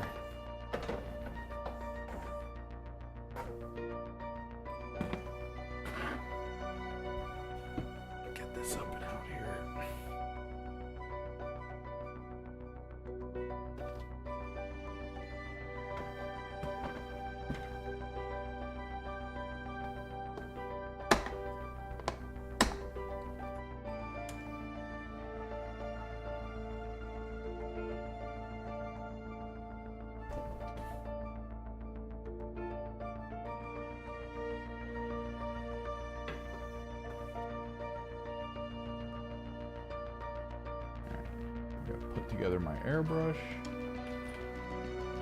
Get to work. I'm thinking we're gonna do pink fluorescent on it. question is, do we want a double fluorescent?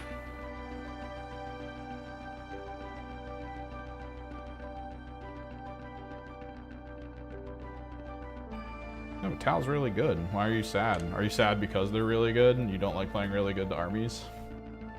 Tal's really good. They're still horrifyingly good, too. The question is whether or not those Tetras are still a thing. I think that's up in the air right now. A lot of people are wondering what the hell is happening. You mean price raising? I mean... I feel like it's a lot of it's reactionary to what they're expecting going forward. Like, the constant drum... The constant drum being played behind Games Workshop right now is, hey, COVID's over. You're about to lose like a half of your market, right? Because everyone's going to be like, oh, I got to go back to work. And I don't want to play 40K anymore.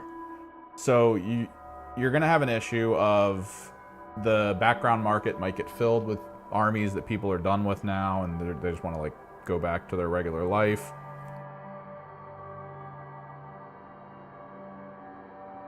I really gotta clean this airbrush. Like, it smells funny, and I don't like that.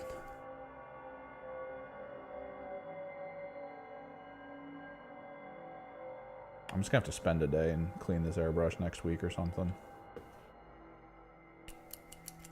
So they're preparing for that by trying to make costs of things go up in preparation for the few people who are gonna stay behind to kind of keep the income going.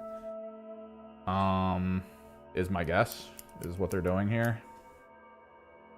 Also, costs of making stuff is going up. I think they were trying to expand their production, which expanding production is a very scary prospect for a company like this, because if they do, and they don't continue to sell like they do, they're gonna have to shut down their new production line. There's no way they keep it running. Yeah, get this cork in here.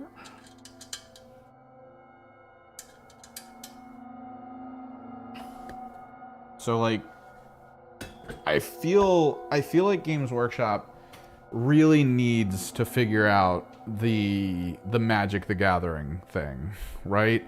Like, 40K does not have the level of repeat purchasing that Magic the Gathering has. It doesn't. So there's kind of a level to all of this that doesn't feel right. 1, 2, 3, 4, 5, 6, 7. Briar Queen 7? Briar Queen 7, right? Because they need that repetitive return. Magic the Gathering gets it because it's just you buy packs. They sell some pre-builds. The pre-builds don't always have the best cards. Some of them might, though. So, like... You can't take 40K that direction. You can't go like, all right, you buy a battle box and then you buy this box over here that's marked for your faction and then you'll get random shit. They need to fix the online. I honestly think if they double down on Warhammer Plus and make it so that you don't have to buy codexes as long as you pay for Warhammer Plus, I'd be on Warhammer Plus right now. Like, I'm not, because I just don't care. I have Battle Scribe if I want to build a list.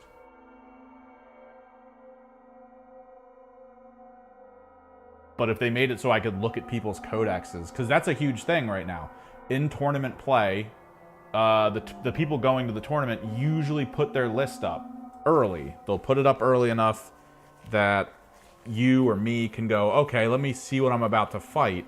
And it's a lot better when you just go to the app and then look there. Right now, I pretty much have to hope Wahapedia is up to date to figure out what Bully Boys do. Like, it's just not... It's not ideal.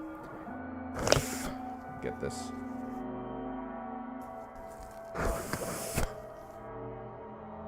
Why will this finger not fully fold out? So they need to figure out that next step. Weirdly, I think... Underworlds could have been that next step if they made it so that they figured out how to do the teams Like, you could buy a team, you would get the pre-built deck for the team, and then there was like a constant running of blind box seasons. Well, no, the online thing doesn't need to be free, but it does need to give me more info. I don't want to purchase a book for every single faction just to get the code, which is what I want. I don't. I do not have the room. The reality is a lot of the people I've talked to have historically said, hey, what I do is I buy the codex, the book, I then use the code, and then I resell the codex for like $10, $15 off to whoever wants it. That's literally a market Games Workshop has created for themselves, is the reselling the codex market for cheaper than Games Workshop is selling it for. That's exactly what they did here. Let me see, we got... Why? Okay, so Grombendal is an AOS unit, but like he doesn't have a team? I'm very confused. Where's the Briar Queen set? I just need to verify before I start spray painting. Why am I on Canada for my location? What just happened? But I 100% would pay the monthly fee to have access to all the rules, all the updates, everything happening. Like, the app's gotten a lot better. You can sort of battle bunker the stuff you need to know so that you can have quick access to all the rules that your list has, which is really good. But just the fact that I would then have to continue to buy codexes and everything anyway is super obnoxious. Oh no. I marked US and now they don't even show the mirrored city. Mirrored City sold out in the US and then they just pulled it from the shop. I think. Underworld's Briar Queen. 2, 3, 4, 5, 6, 7. He's good. What do you think? I'm pretty sure I want to do pink as a main color.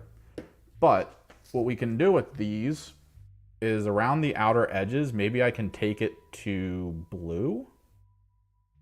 Like, we can try to hit pink around like their core and then fade out to blue maybe.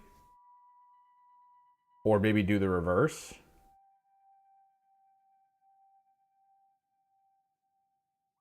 We could do a purple.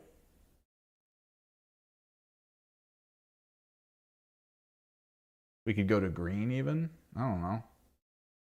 No, yeah, they need to work on Warhammer Plus. I think we're gonna go pink to green. I'm feeling pink to green.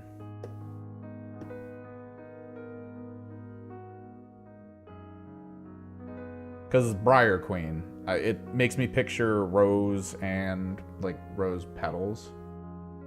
So maybe like the pink to green would really work. We do a fluorescent red as a brush on, which we'll probably put on the actual roses that she has.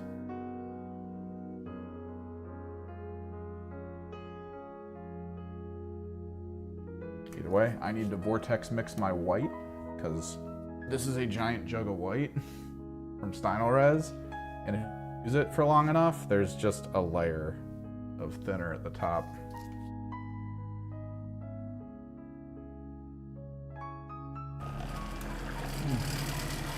Steinelrez, go burr! I gotta move the tape. Everything is just kind of going away from...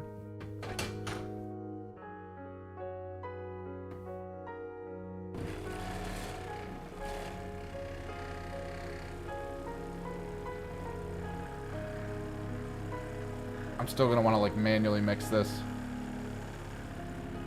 This is so wild.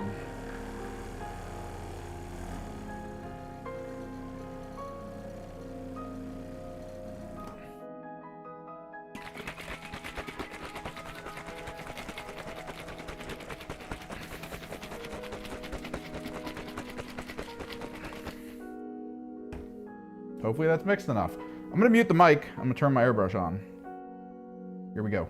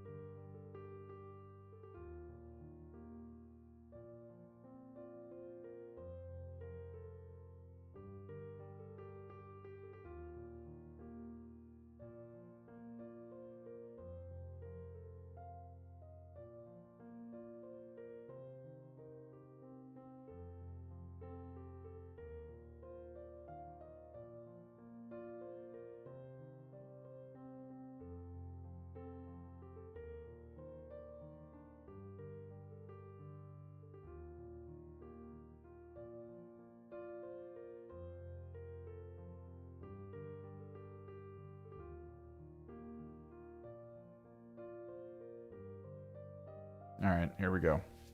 I think the last time I just left the microphone on. You'll have to tell me if the compressor is very loud. I know the microphone picks it up, but I don't know if it's like way louder than me, even though it should be. It's just my microphone's kind of directed upward, so maybe it doesn't get the full, I guess, kick. I don't know.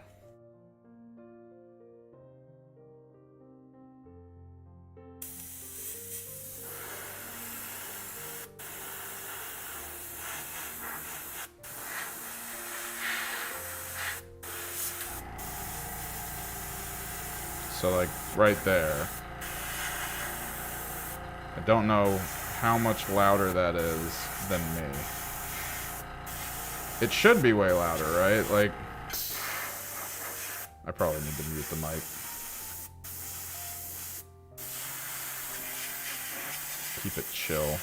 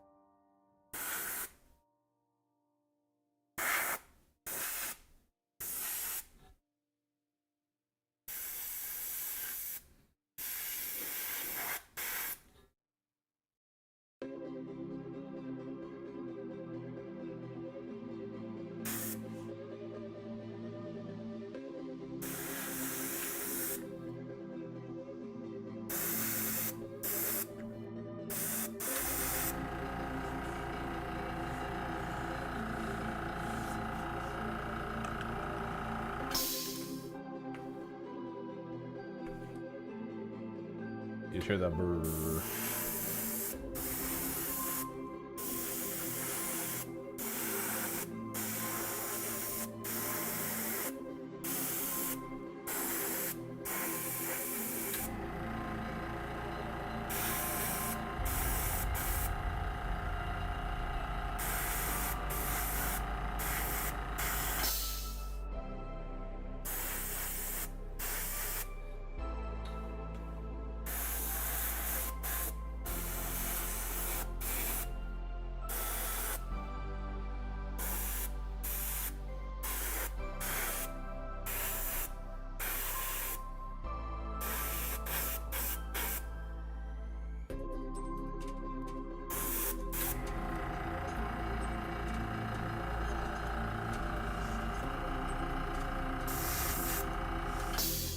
You guys are really hard to hold on to do this properly without like getting them out of position.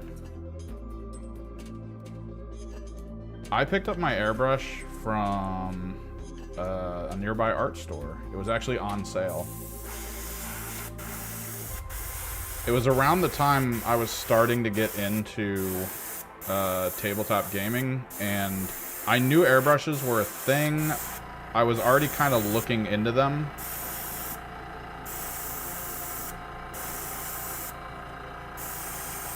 For like artwork, because there were some artists I was looking at that would like pre-do. Might need to mix a little bit more because this is starting to get liquidy. I always feel like the first two models I hit with this primer work, and then the rest of them start getting like a little bit liquidy.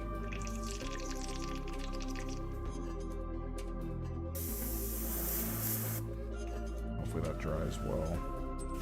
So they had it on sale, and I was like, all right, I'll actually do it, because I know most people, when they think airbrush, they think, oh my god, there's so much going on. It's probably going to be super difficult for me to learn and use. I'd rather just not do that, right? Like, that seems to be the gist that everyone kind of goes with.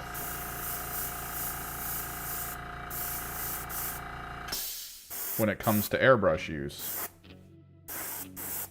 But the airbrush that they had was on sale. Because, like, every time I go online, every time I go to YouTube to look up, like, how to airbrush and stuff, everyone's like, oh, yeah, I got my $500 Iwata airbrush. And all I can think is, if I get that thing clogged and I don't know how to clean it, that's $500 I'm out, right? Like, that's too much money being put into something that maybe will just stop working. And then I'm going to be so stupidly mad, right?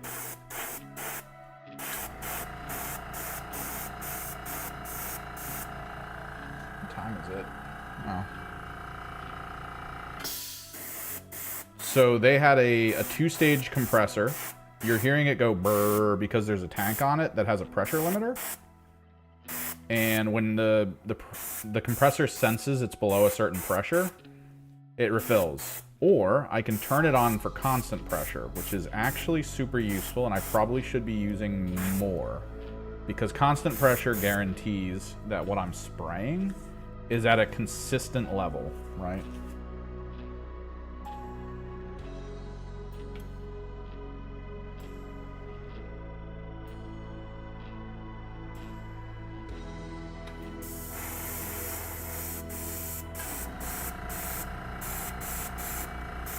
And that was super cheap. It was like 40% off. They were trying to clear their back stock. And then the airbrush itself, the one I'm using, was seriously like $20. So I bought 2 of them. And I was like, look, I hear bad things about cheap airbrushes, but if this will at least let me do some work...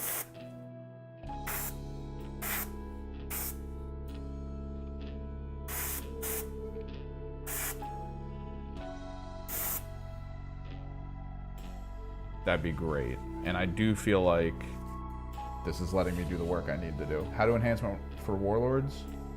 You're talking about 40k, right? There should be a cost associated to the enhancements that come in the points. Usually enhancements cost anywhere between like 5 and 50, depending on army. But if you look at the field munitorium or the field munitions, the field manual that's on the Warhammer community page, that's where all the points are for all of this. And at the end of every single faction's points cost information are the enhancements points costs. You can only take 3 total, and you can only have 1 on every leader that you place them on, so you can't like stack. And yeah, you can only take 3 out of the 4. They don't want you to be able to take all of them.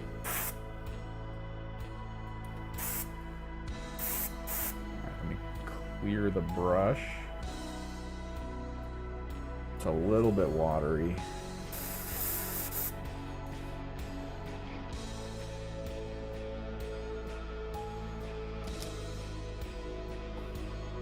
We're gonna have to let it dry for a couple minutes. Fine. We used almost the perfect amount of white, which is good.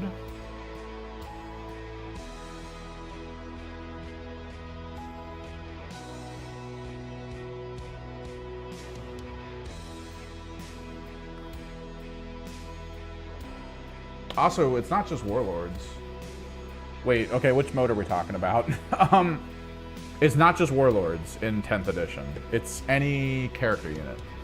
Your Warlord is an individual you pick to be your Warlord. As far as anyone can tell, that only has benefit in like a couple unique spots. Like I think there's rules where armies can target a Warlord for like bonuses or something. I can't remember. There's supposedly a faction that's just like, oh, I'm attacking your Warlord, I get a benefit. That kind of thing.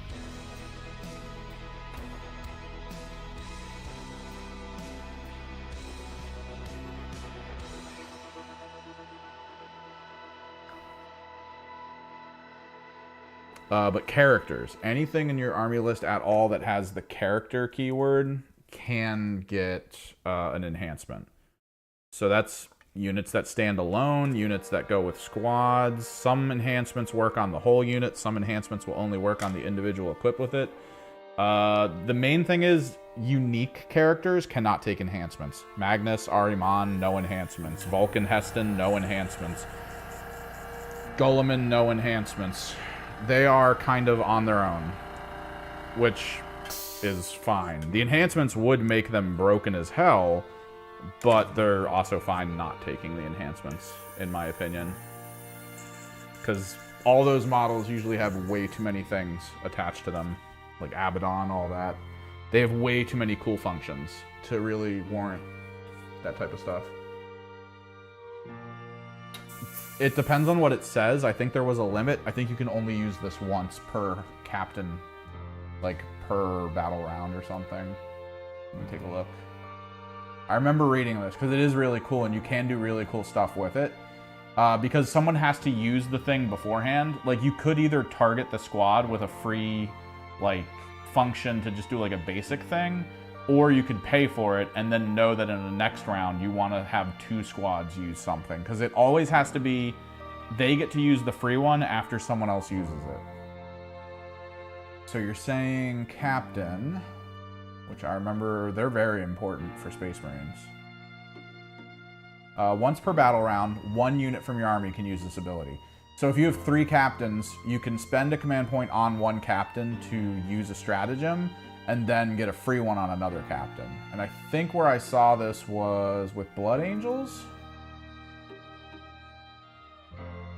Using the Sons of Sanguinius, which means he used, I want to say, Armor of Contempt in a turn at cost. Like he paid for it because he had just enough, I think he had 1 command point. And then his plan was in the fight phase, where's his info? There was a battle tactic ploy in melee that gives you benefit. So he paid for the Armor of Contempt, I believe. Yep, he paid for that. And then there was fight phase, I think it's Red Rampage? Or at the end of the phase, that's a consolidate function. He did something. Fight phase just after an enemy unit is selected. No, that's 2 CP. I think he either used Aggressive Onslaught or Red Rampage. I can't remember. And he needed to use it on both. Like, he needed to use it on 2 squads. They're both battle tactics. So he paid for armor, and then he paid for, like, in the following phase, he had a command point. So he paid for Red Rampage, and then he used it for free. Because I think once per battle round, which is the complete round, you can only do it once per both players' turn in the battle round. So he didn't want to waste the free for just a one-off action.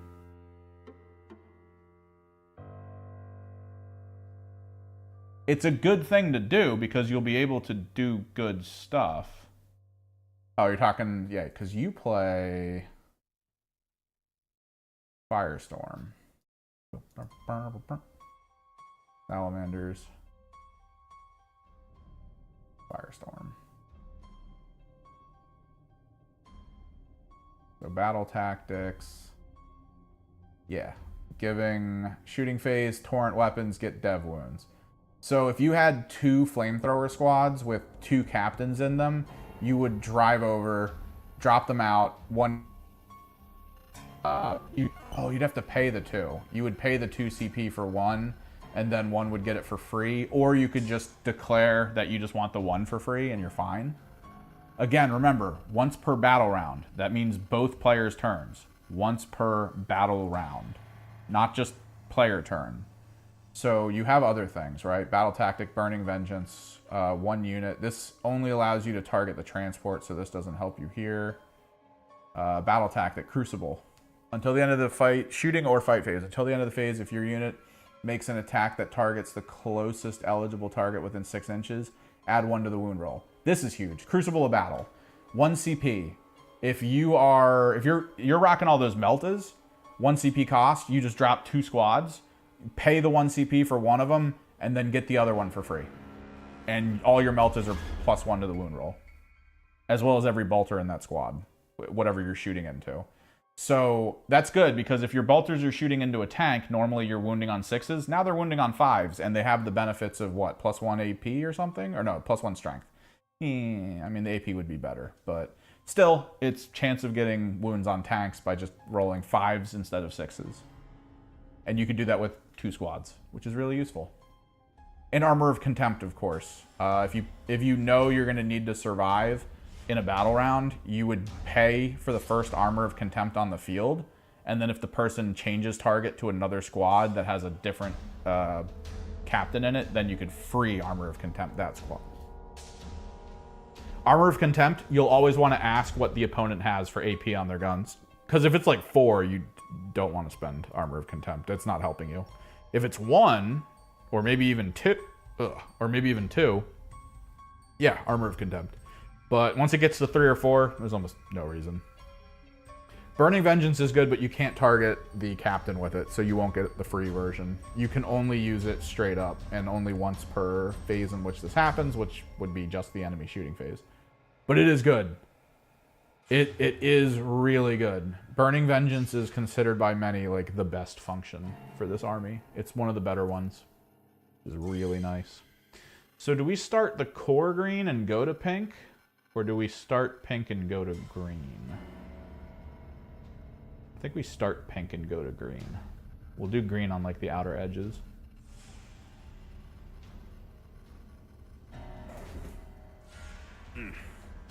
Some of these are still very wet.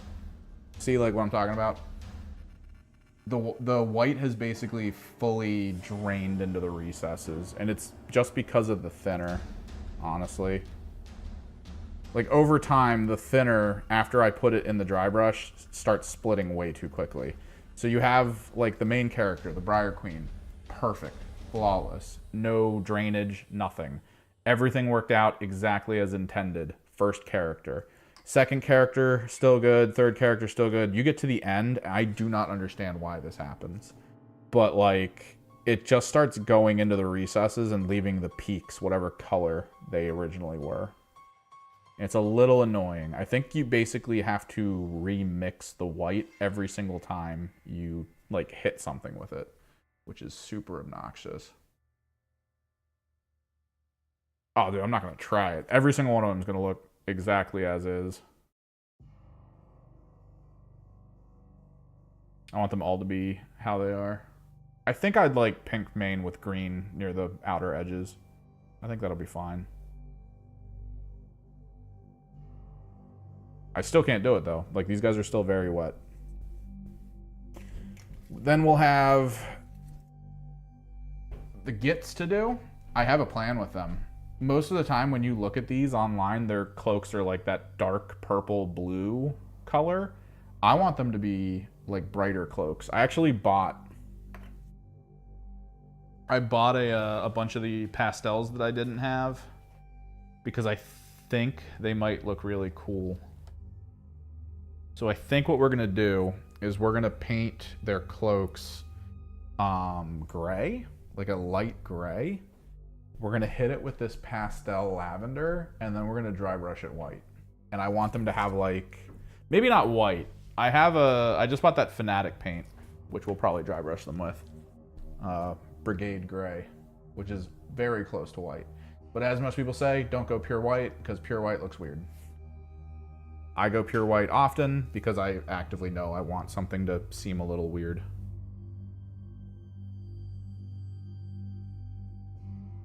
So if I get Mollog's done, so Mollog's is done now, we get Briar done, we have the Gits, which would be good.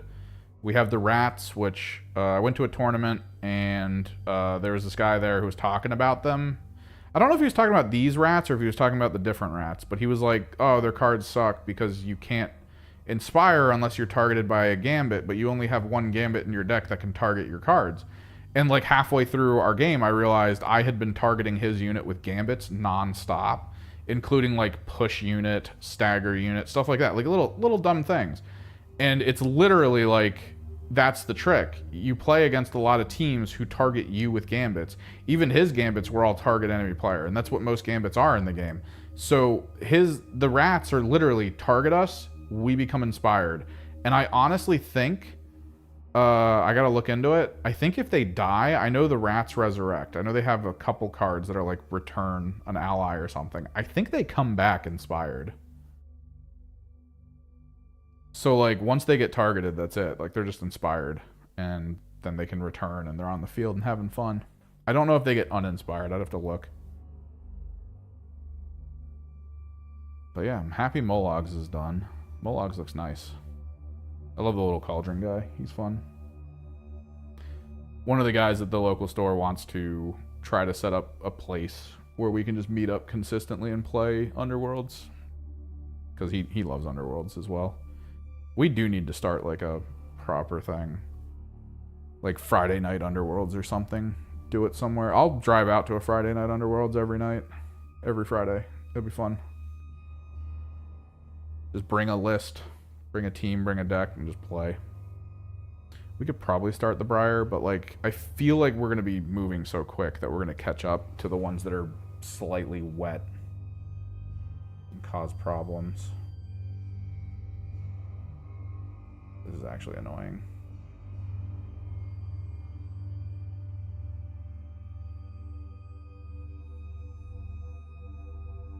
I feel like I need to mix the white again and try again once this dries. It's just that freaking annoying. Like this one needs to be touched up. And the issue is it always comes down to like the edges like this and then just fills that edge with like way too much primer. Maybe we just brush on. Honestly. Let's get something to put it in.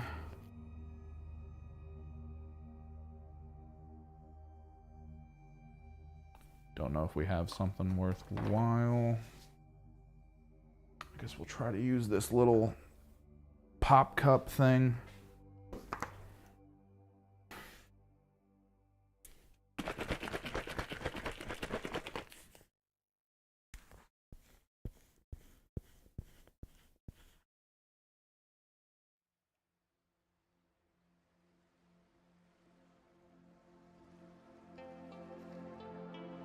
Ooh. Lord of the Spill. So good. Let's go with which brush would be better for this. One of these, maybe? Yeah.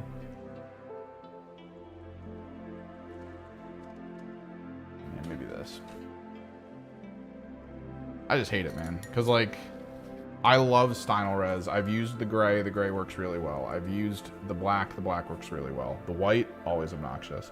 And I thought it was just me. I thought maybe I didn't know how to do it. But then everyone I've talked to is like, every pure white primer I've used sucks. That's why everyone really likes Wraithbone primer from Games Workshop, because for some reason, because it's an off-white, it just sticks perfectly. Like, Wraithbone primer has no issues. Just holding to a surface.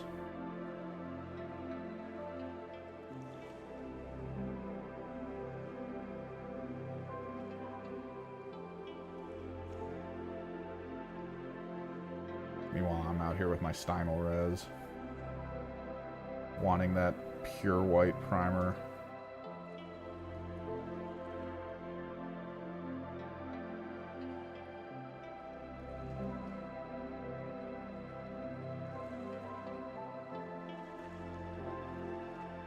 Willing to go so far as to brush it on to get it to work.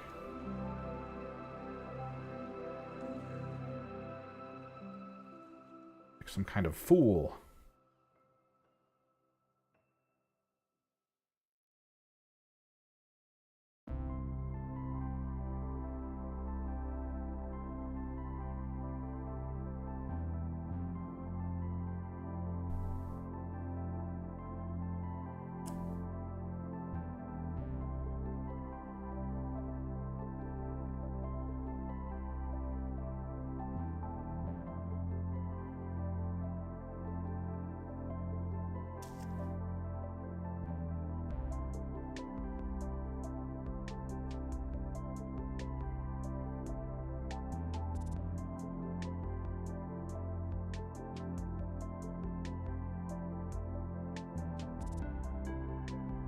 I've been trying to find a cultist solution for my Thousand Suns. I honestly think I would probably just lean to Zangors instead of cultists. I know why people lean to cultists.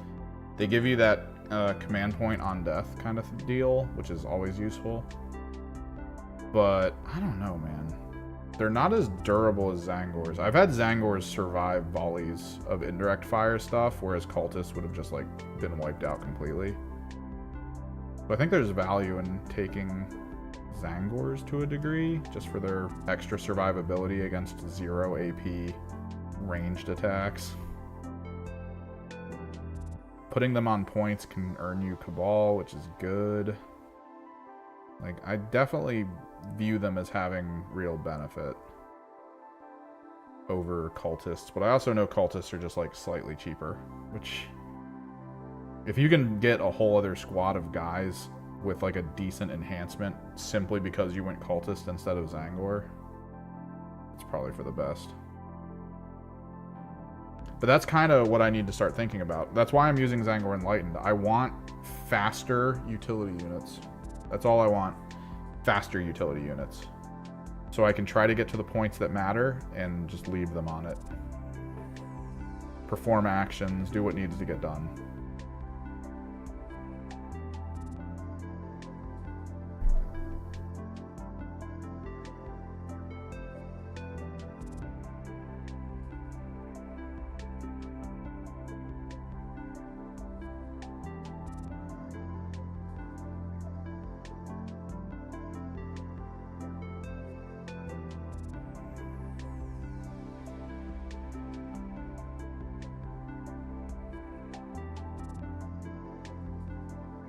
But I definitely view the idea of going actual Zangors and using them to pop out in mid and try and hold points that are out and about is probably a good idea, because there's just more units to like deal with, which means you might have to put more firepower into them than 3 Enlightened.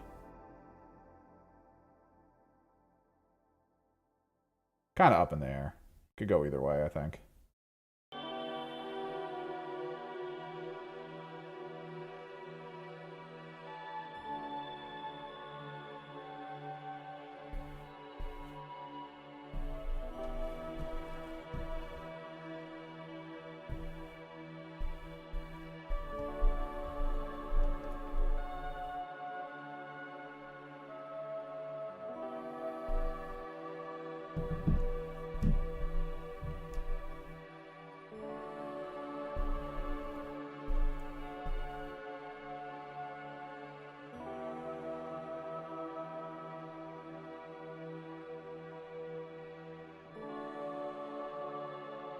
Yeah, I'm understanding fodder now. Like everyone on my team had fodder units or anvil units to just perform tasks. It's so necessary. You actually just have to build a list around how to score, and that's pretty much it. You can't build for absolute fun. Like, you could focus on some units at some sizes as like you 100% need these kind of situations, but for the most part you have to look at what models you have and then think, which function does this serve? Is this my go to corners and investigate signals? Is this my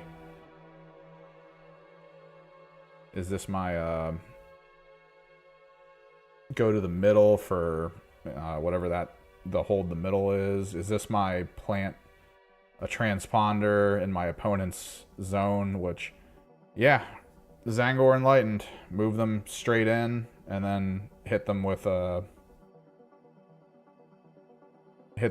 move. Boom, plant transponder, opponent zone, complete, maximum score.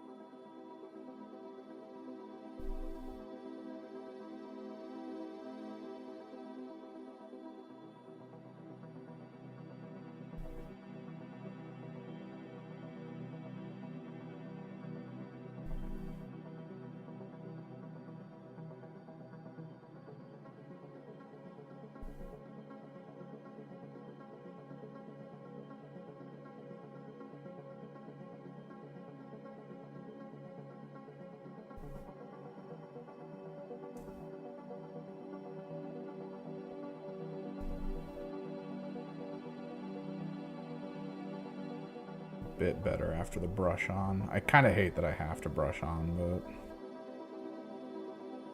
it is what it is.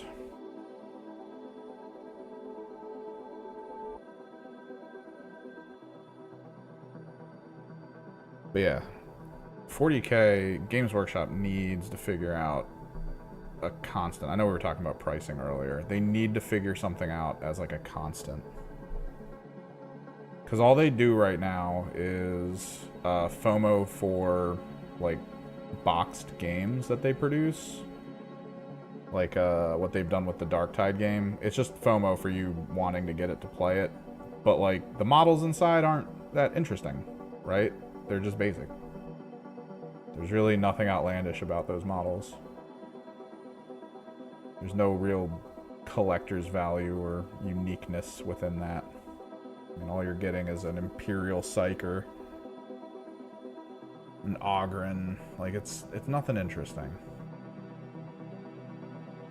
But if they could figure out a Magic the Gathering tier game, which, again, Underworlds could have been, they could have figured out a different way of producing Underworlds, involving blind box cards, pre-build decks, seasons that change like 4 times a year.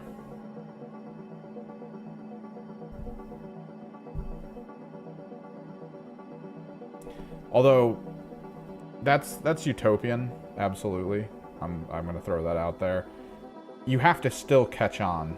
I mean, they have the fame behind the brand and the recognition behind the brand to possibly get some stuff, but I mean, it would be nowhere near the scale of an initial adoption rate, kind of like how Lorcana was, because Lorcana is Disney and everyone loves Disney. And there was already pre-established marketplaces for selling Disney products that have certain characters on it. Like, they already had that. That was already in place. So Lorcana, like, that was almost a guarantee to blow up the way it did.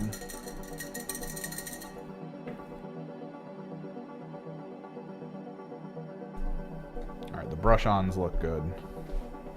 They actually look really good. And they also look like they're drying pretty quickly now, too.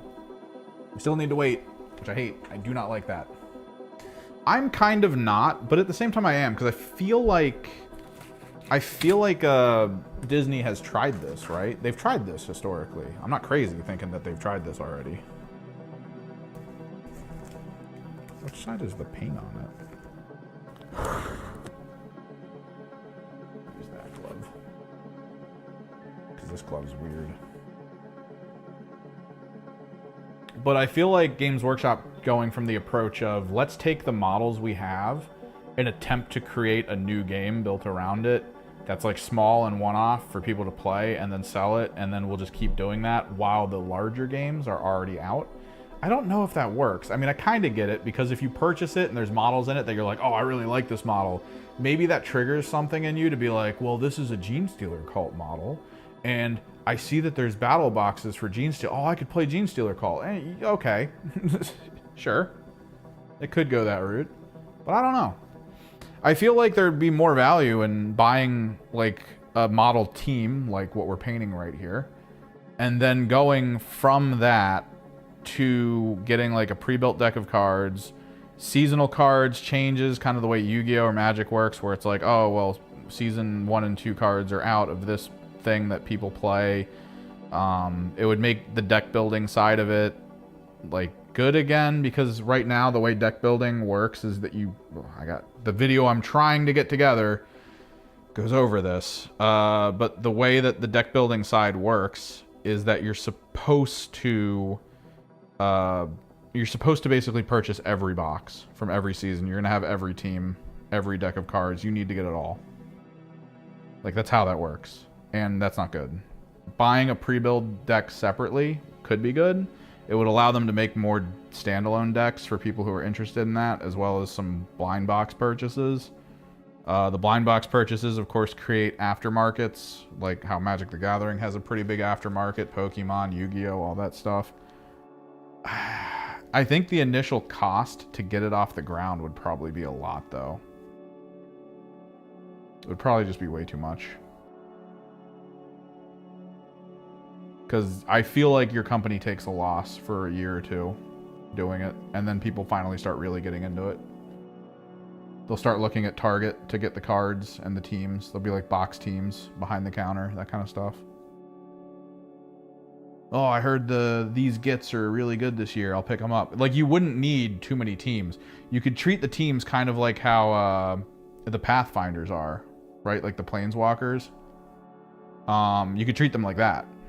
Like, I'm going to use this Planeswalker. Well, I'm going to use Briar Queen. That's my Planeswalker. Now I'm going to use this deck attached to him and see how it works, balances out.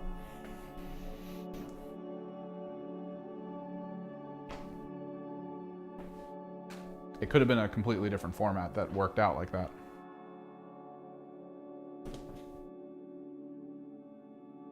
Okay.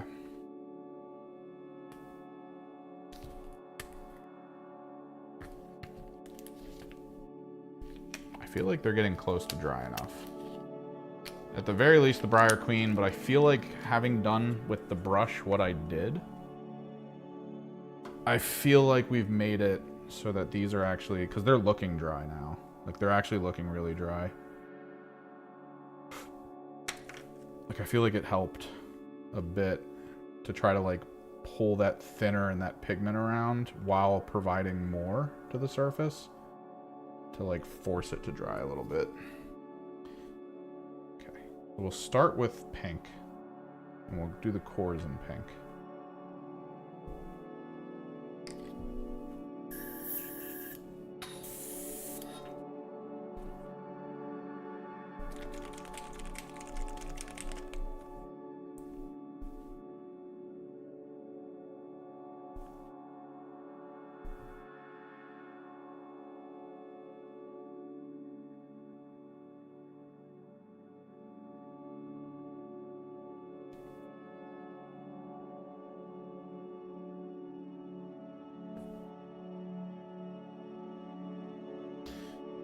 I mean, maybe, because it's all what ifs.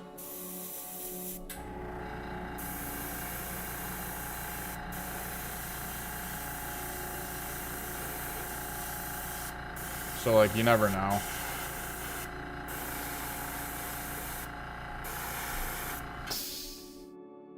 Because what ifs are what ifs.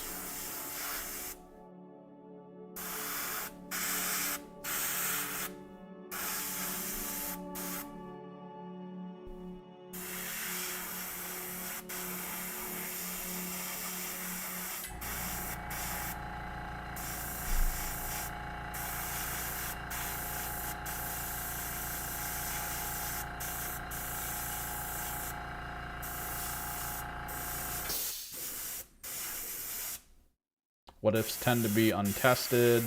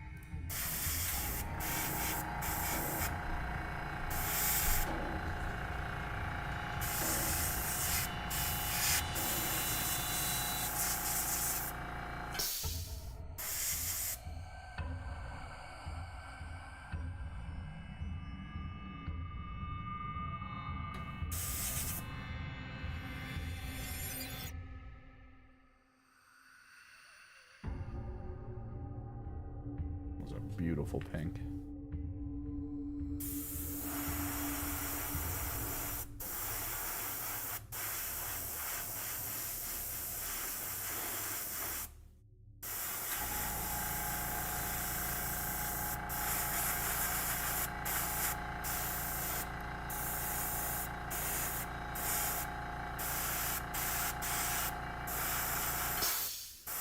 Because, like, honestly, oh god. Because honestly, with all the possibilities, like, Underworlds could have just become that game.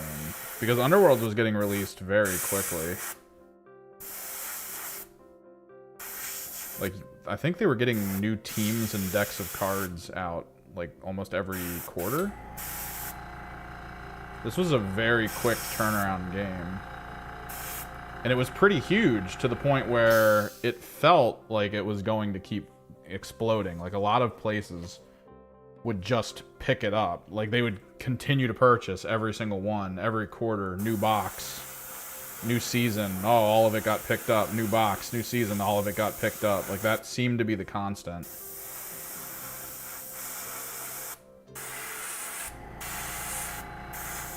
So it felt like maybe they did figure it out.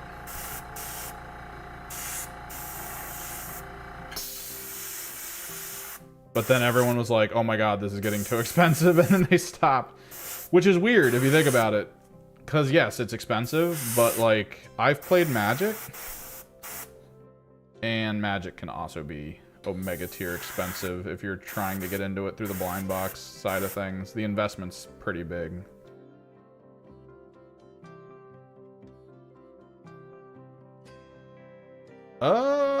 I think I know what you're talking about. The closest one would be the recent Darktide thing, but there was something called Heroes, which not really.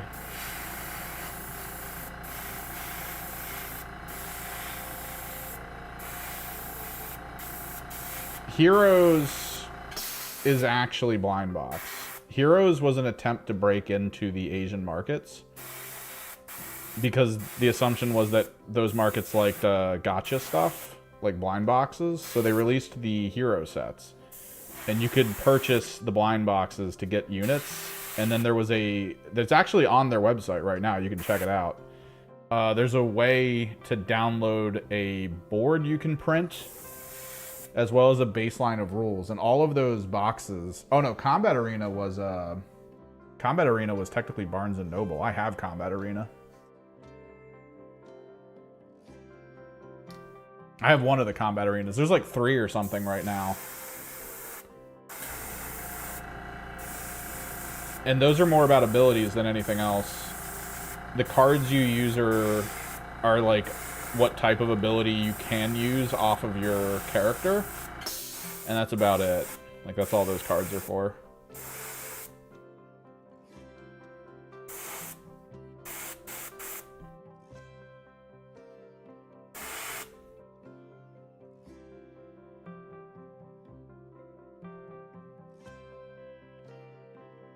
It wasn't even close to Underworlds in terms of what it does. And its adaptability. I think whenever we're done painting these guys, I'm going to want to come back to this guy and give him a little bit of OSL for the little light that he has.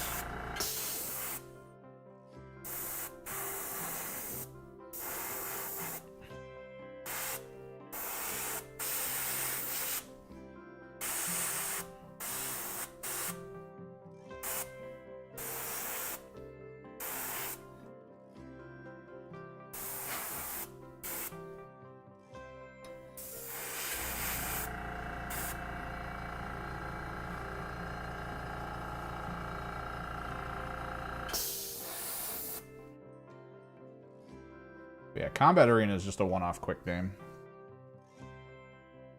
I don't know.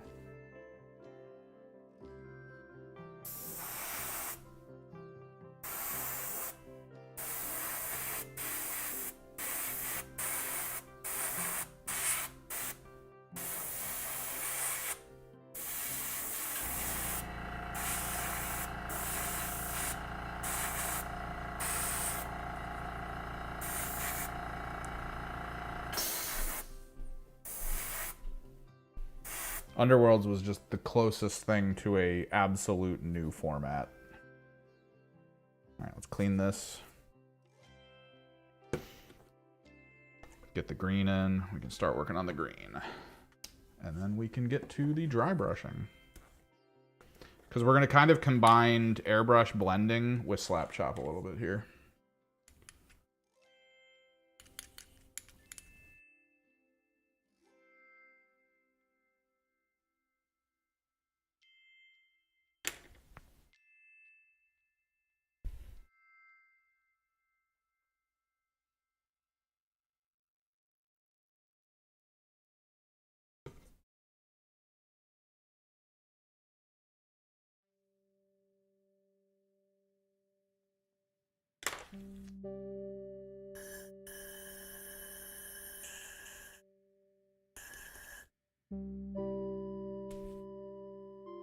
A little bit of slap chop. Just a taste.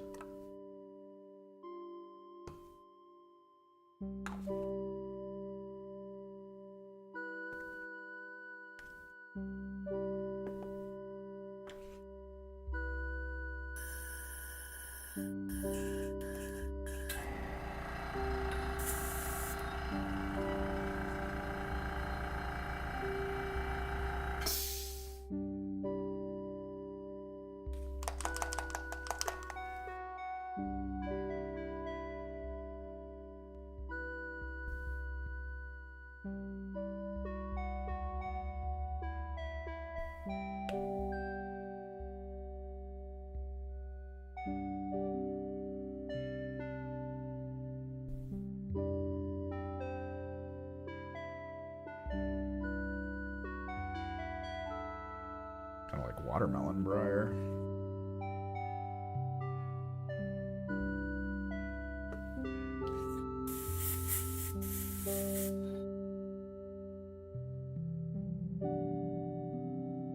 Push these guys aside, make sure they don't get hit.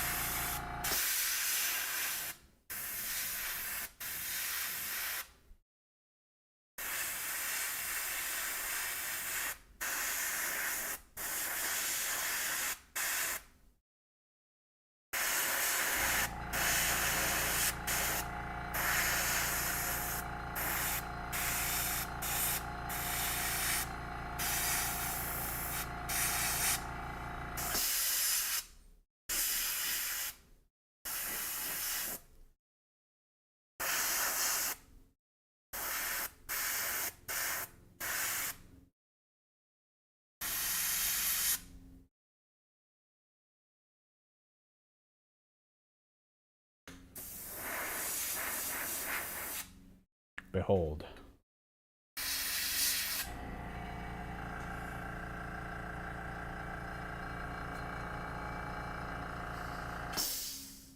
I love it. I think it looks good.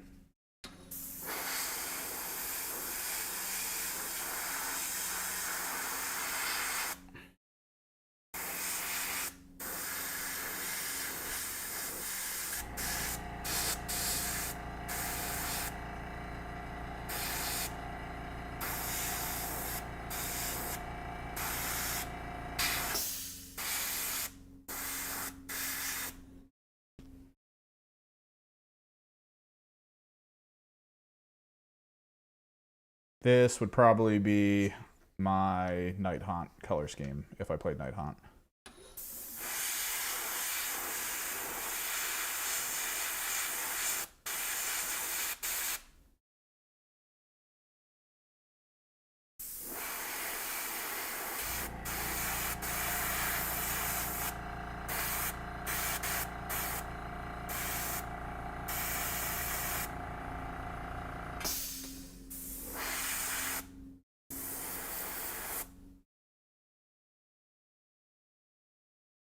Yeah. That's why I said watermelon Briar.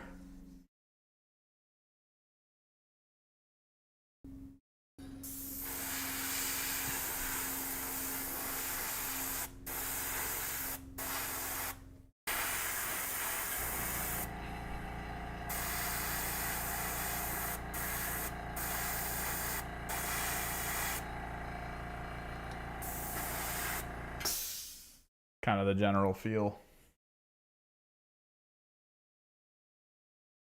The bases are going to be actually like proper colored. Well, I say proper. I mean they're going to be matte.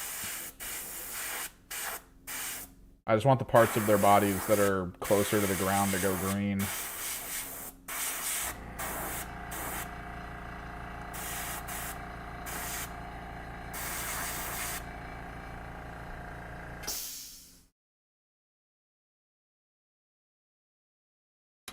I've also heard they're a big pain to build.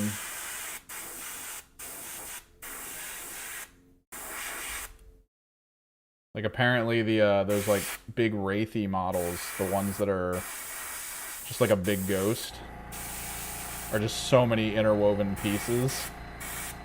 And they're all really thin and easy to break.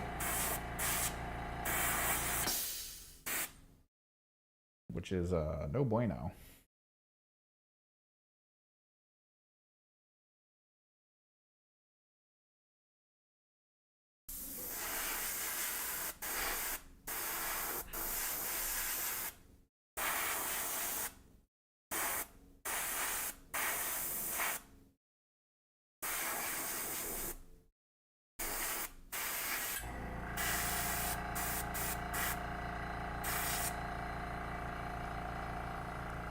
There we go.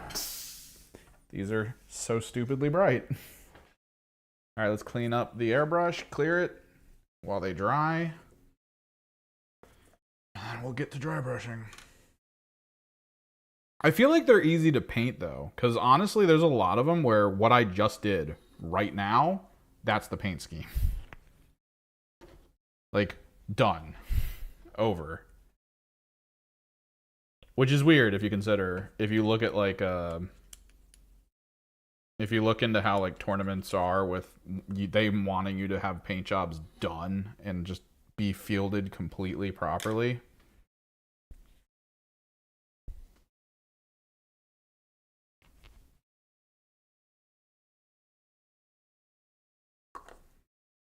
I feel like they want you to have more than what I'm just doing right here. I'm gonna have to mute the mic for the cleaning part where I'm shutting down the airbrush, because that I actually lean into, so my microphone's gonna be right near the component on the airbrush, where I have to pull the stopper, and it's just an ocean of screaming and hissing.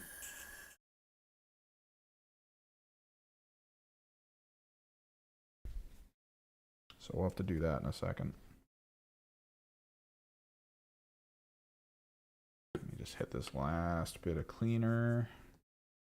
The last bit of brushing to clear. Spray.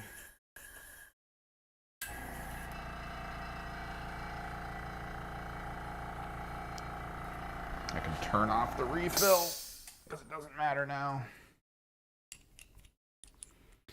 Pull the brush apart.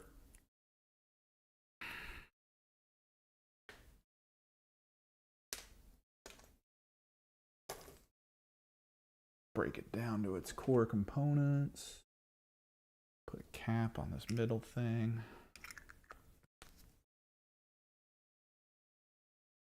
All right. Let me mute the mic. Let me clear a lot of this stuff up.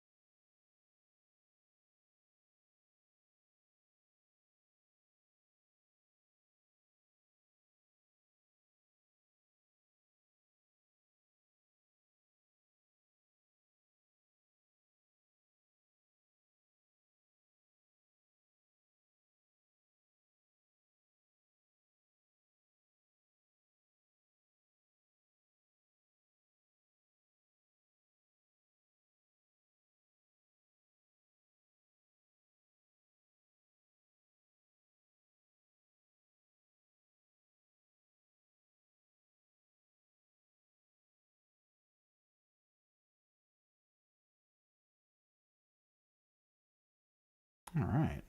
I need to go get water and to go to the bathroom.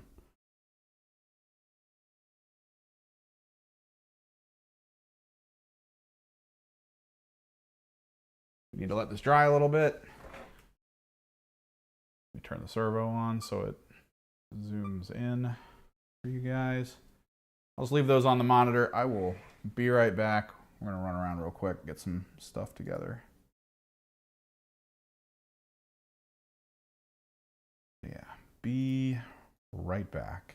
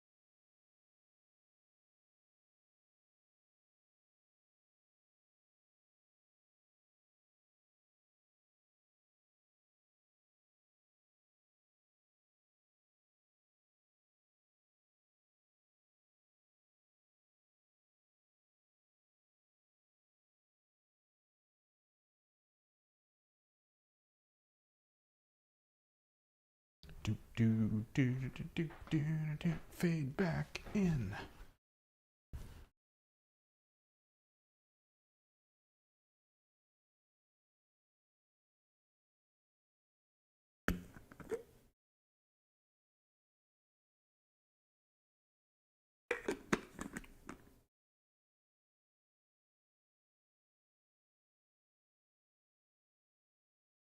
Yeah, go for it. Yeah. Minis gallery. That's Skaven. Mini whips. Ooh, someone's building them chaos cults.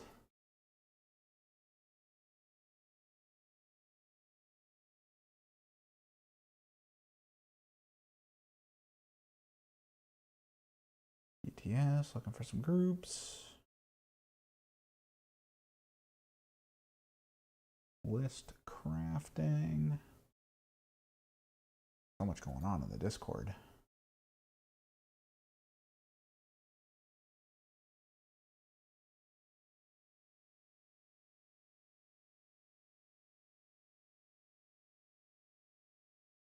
Okay. So the plan. The plan at this point actually involves the So Flat paint that I bought. We need, where is it? We need one of the dark colors. I think it was that purple we just used. Not red violet. Oh, it's already out here actually. Kya. No. Dioxine violet. Which let me get this thing refocused for you all. There we go. Dioxine violet. Super dark. We need that. We need my makeup brush that I own for specifically this, wherever I put it.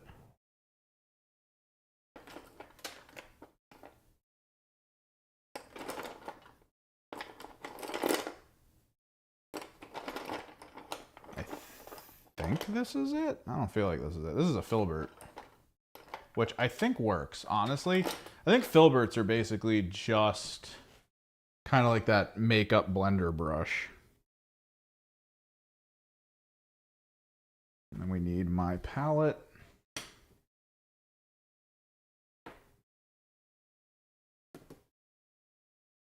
It's 254. I think we can get a little bit more done.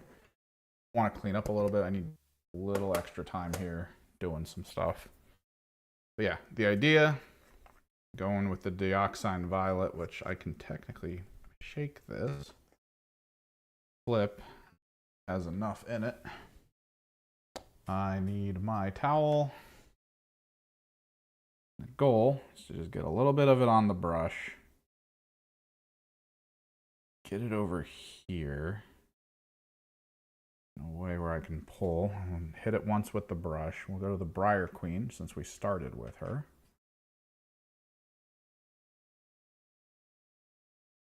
The idea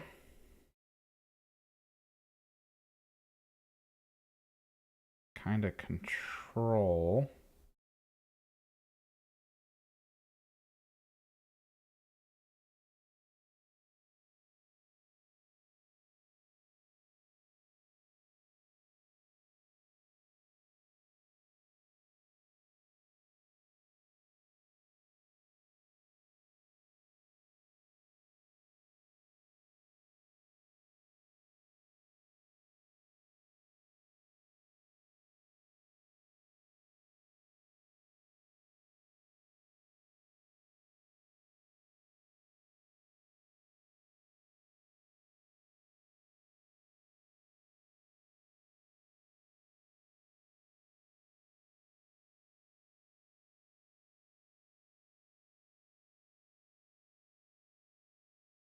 using somewhat the slap chop method.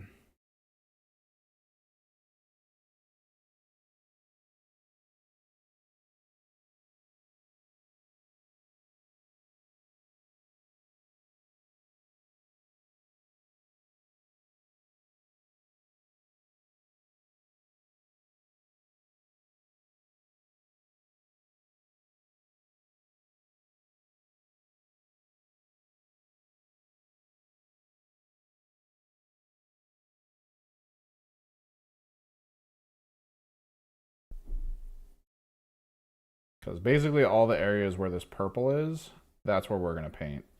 Like, we're actually going to do renders and stuff. We kind of need to be a little careful with it.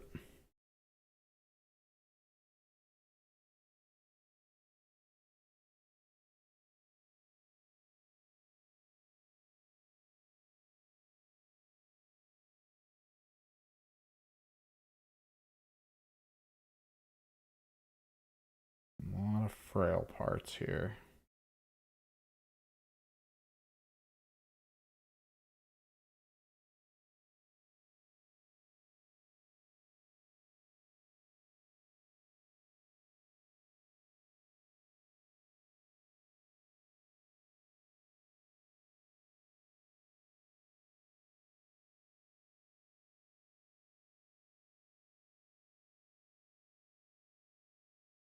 Ambient music stopped while I was away. No.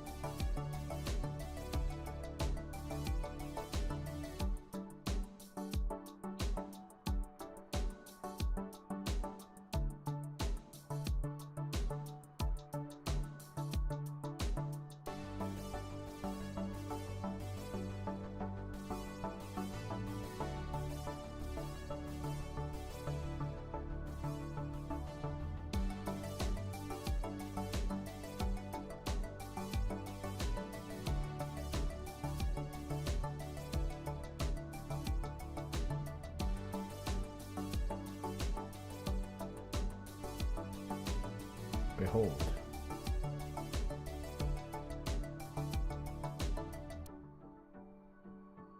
And that just becomes the universal approach.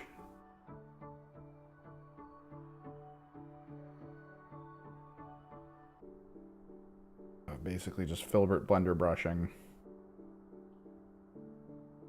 This dark matte purple.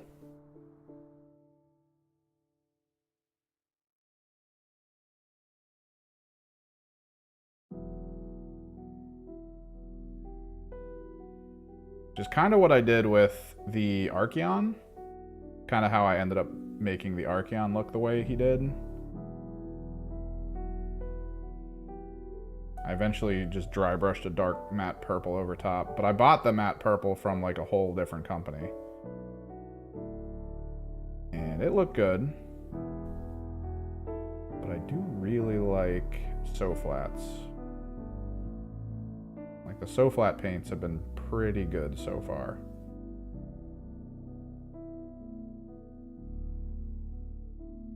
They've done what they needed to do.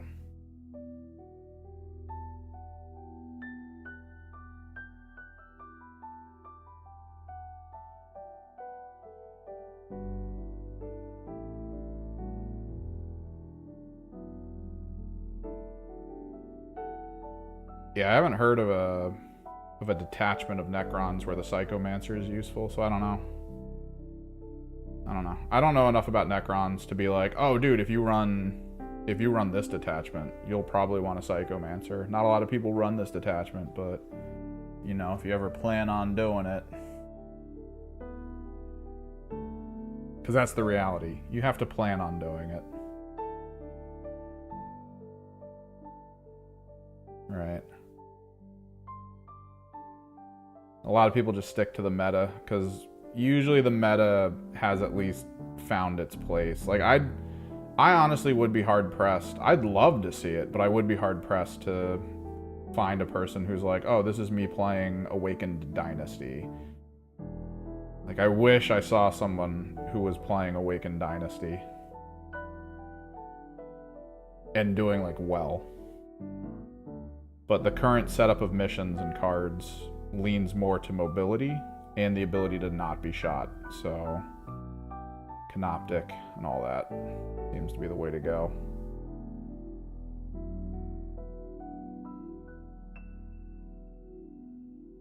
Which tends to lean towards Technomancers, to my understanding. And whatever that one model is that can do Mortal Wounds as like a Emperor Palpatine electric grip type situation, do it.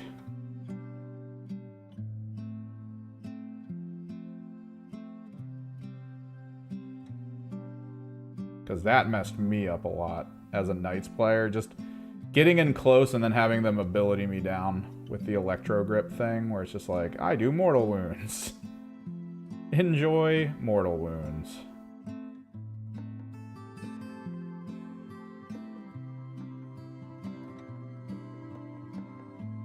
Oh yeah.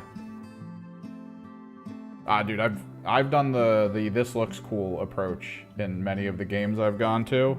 Sometimes it works, sometimes it does not.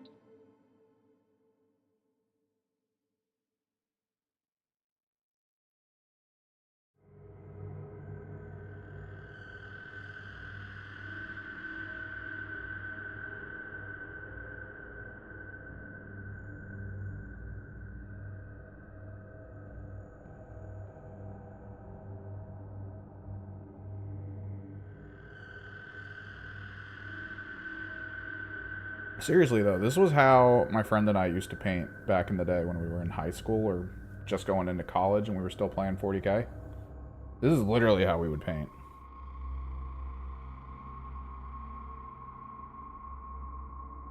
I know everyone's like, ooh, slap chop. I mean, that's just a name, man. It's the name they gave what we used to do passively. Because it worked really well. And it's just dry brushing. That's all it is.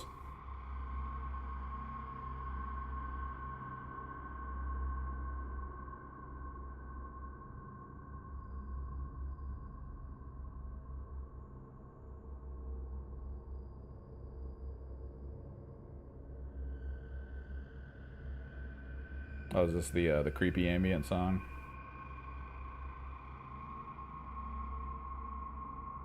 Kind of works for Briar Queen. My headphone's currently off right now.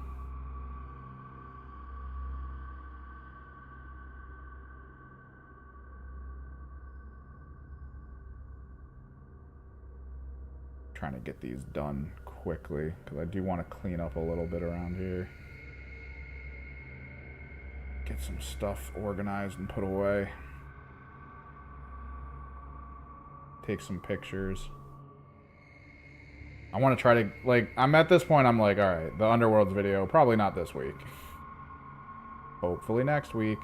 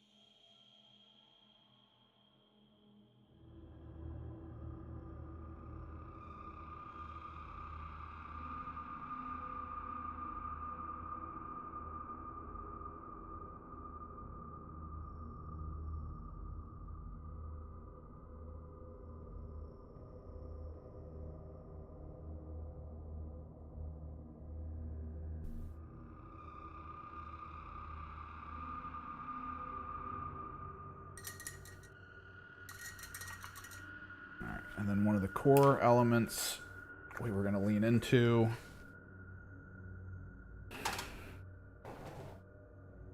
For memory's sake. I was going to grab this blue violet. Although it's probably not dark enough. Could swear I had a dark blue.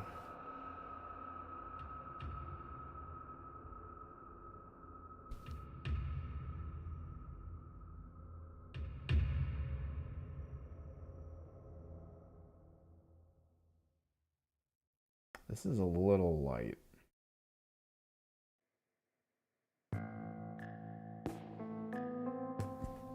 That might actually end up being like a highlight color I work with.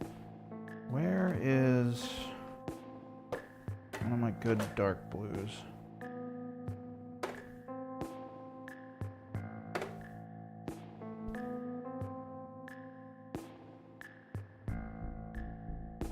Not out here. Oh, it is.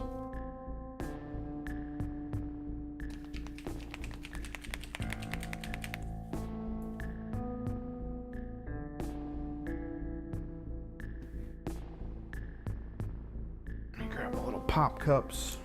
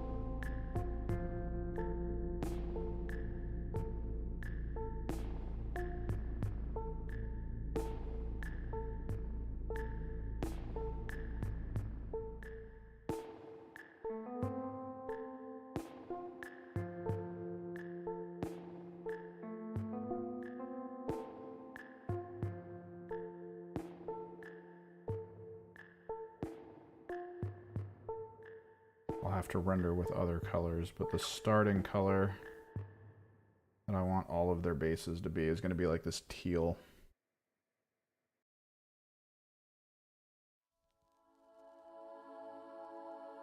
We'll just go up from there.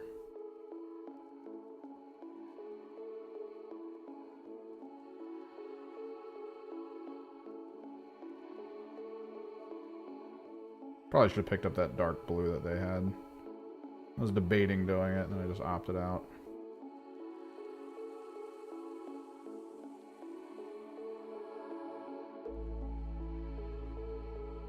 Well, I don't have anything really planned for tomorrow. Like, that will keep me from streaming. So we should be streaming tomorrow. And we're just going to work on clearing the Briar Queen. Getting this all set up.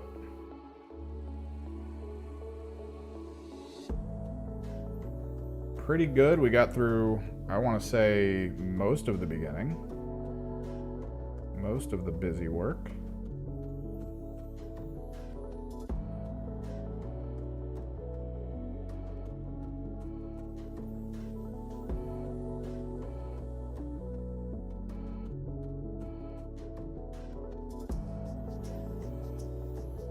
Mollogs is done, which is great.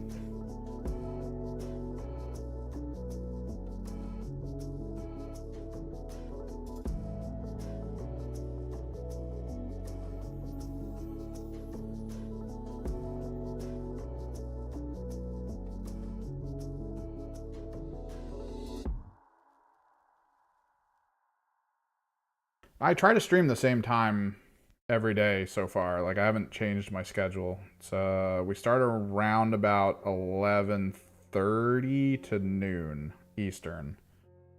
I'll always post in the Discord that we're going live, and I also post over on I guess Twitter or X or however you want to consider it. I have an account over there, same name as pretty much everywhere else that I have an account of some kind. So I always try to let people know.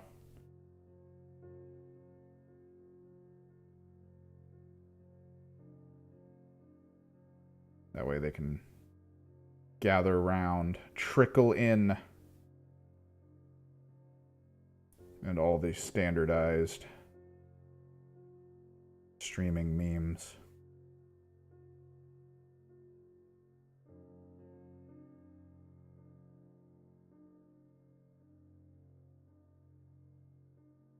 The Discord's doing really well. I'm actually happy. A lot of people talking in there, a lot of people posting. It's pretty cool. It's cool to see. I just hope I'm able to keep up with it. I'm going to need a bot soon to, like, auto-greet people. Ugh.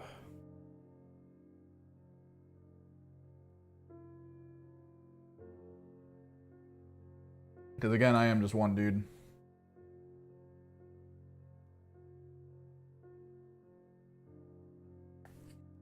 Oh, yeah. I kind of want this. I want it to be a place where people can just kind of show up, have fun, you know, chill, ambient music playing in the background, talking about rules, answering questions, coming up with fun ideas. An enjoyable little show. A little calm show.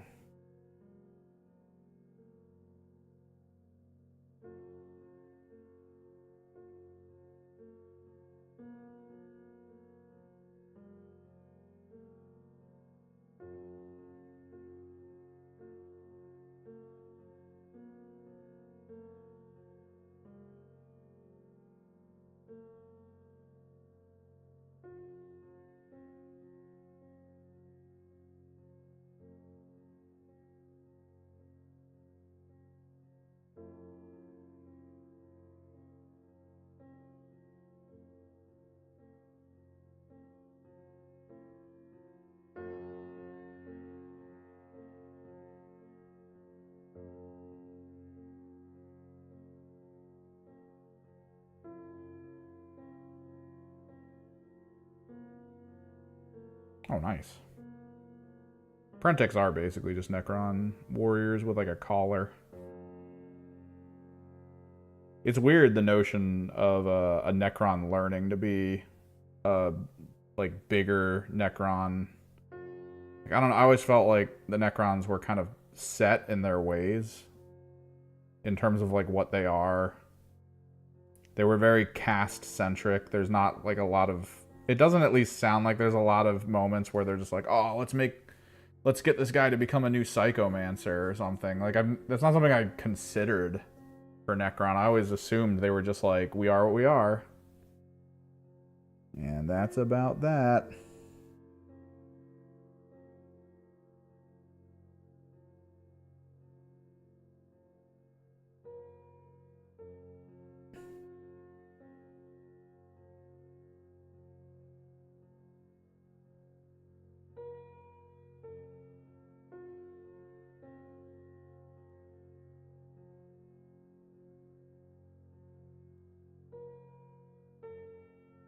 And then along comes the Hieratech with a character called an Apprentech. Makes it almost sound like he's trying to become like a Technomancer or a Chronomancer or something. This is weird. It's weird.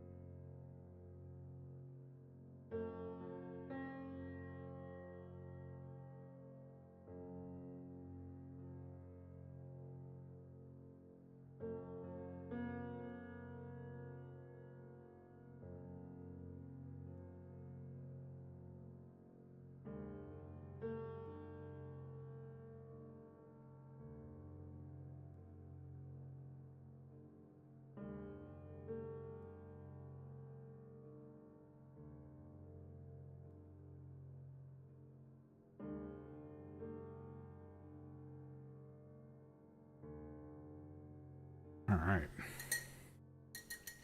Briar Queen started up. We got them to where I want them to start with, and then we will figure out colors. Most likely we will dip into more of the so-flats, like the red violet. Most likely as sort of a highlight color. Most of the weapons I want to say we're going to move to blue, like a fluorescent blue. I'm going to do them as white, and then we'll hit it with the fluorescent blue. Maybe blue to purple. Give them a nice other blend. Pretty quick, pretty simple. 3:23. We are a little bit over. I'm going to take some quick pictures. And clean up a little bit. Thanks for hanging out. Thanks for swinging by. Thanks for talking. MVG dropped a 20 dono earlier on. Always thankful for those. Ooh, posted the pictures.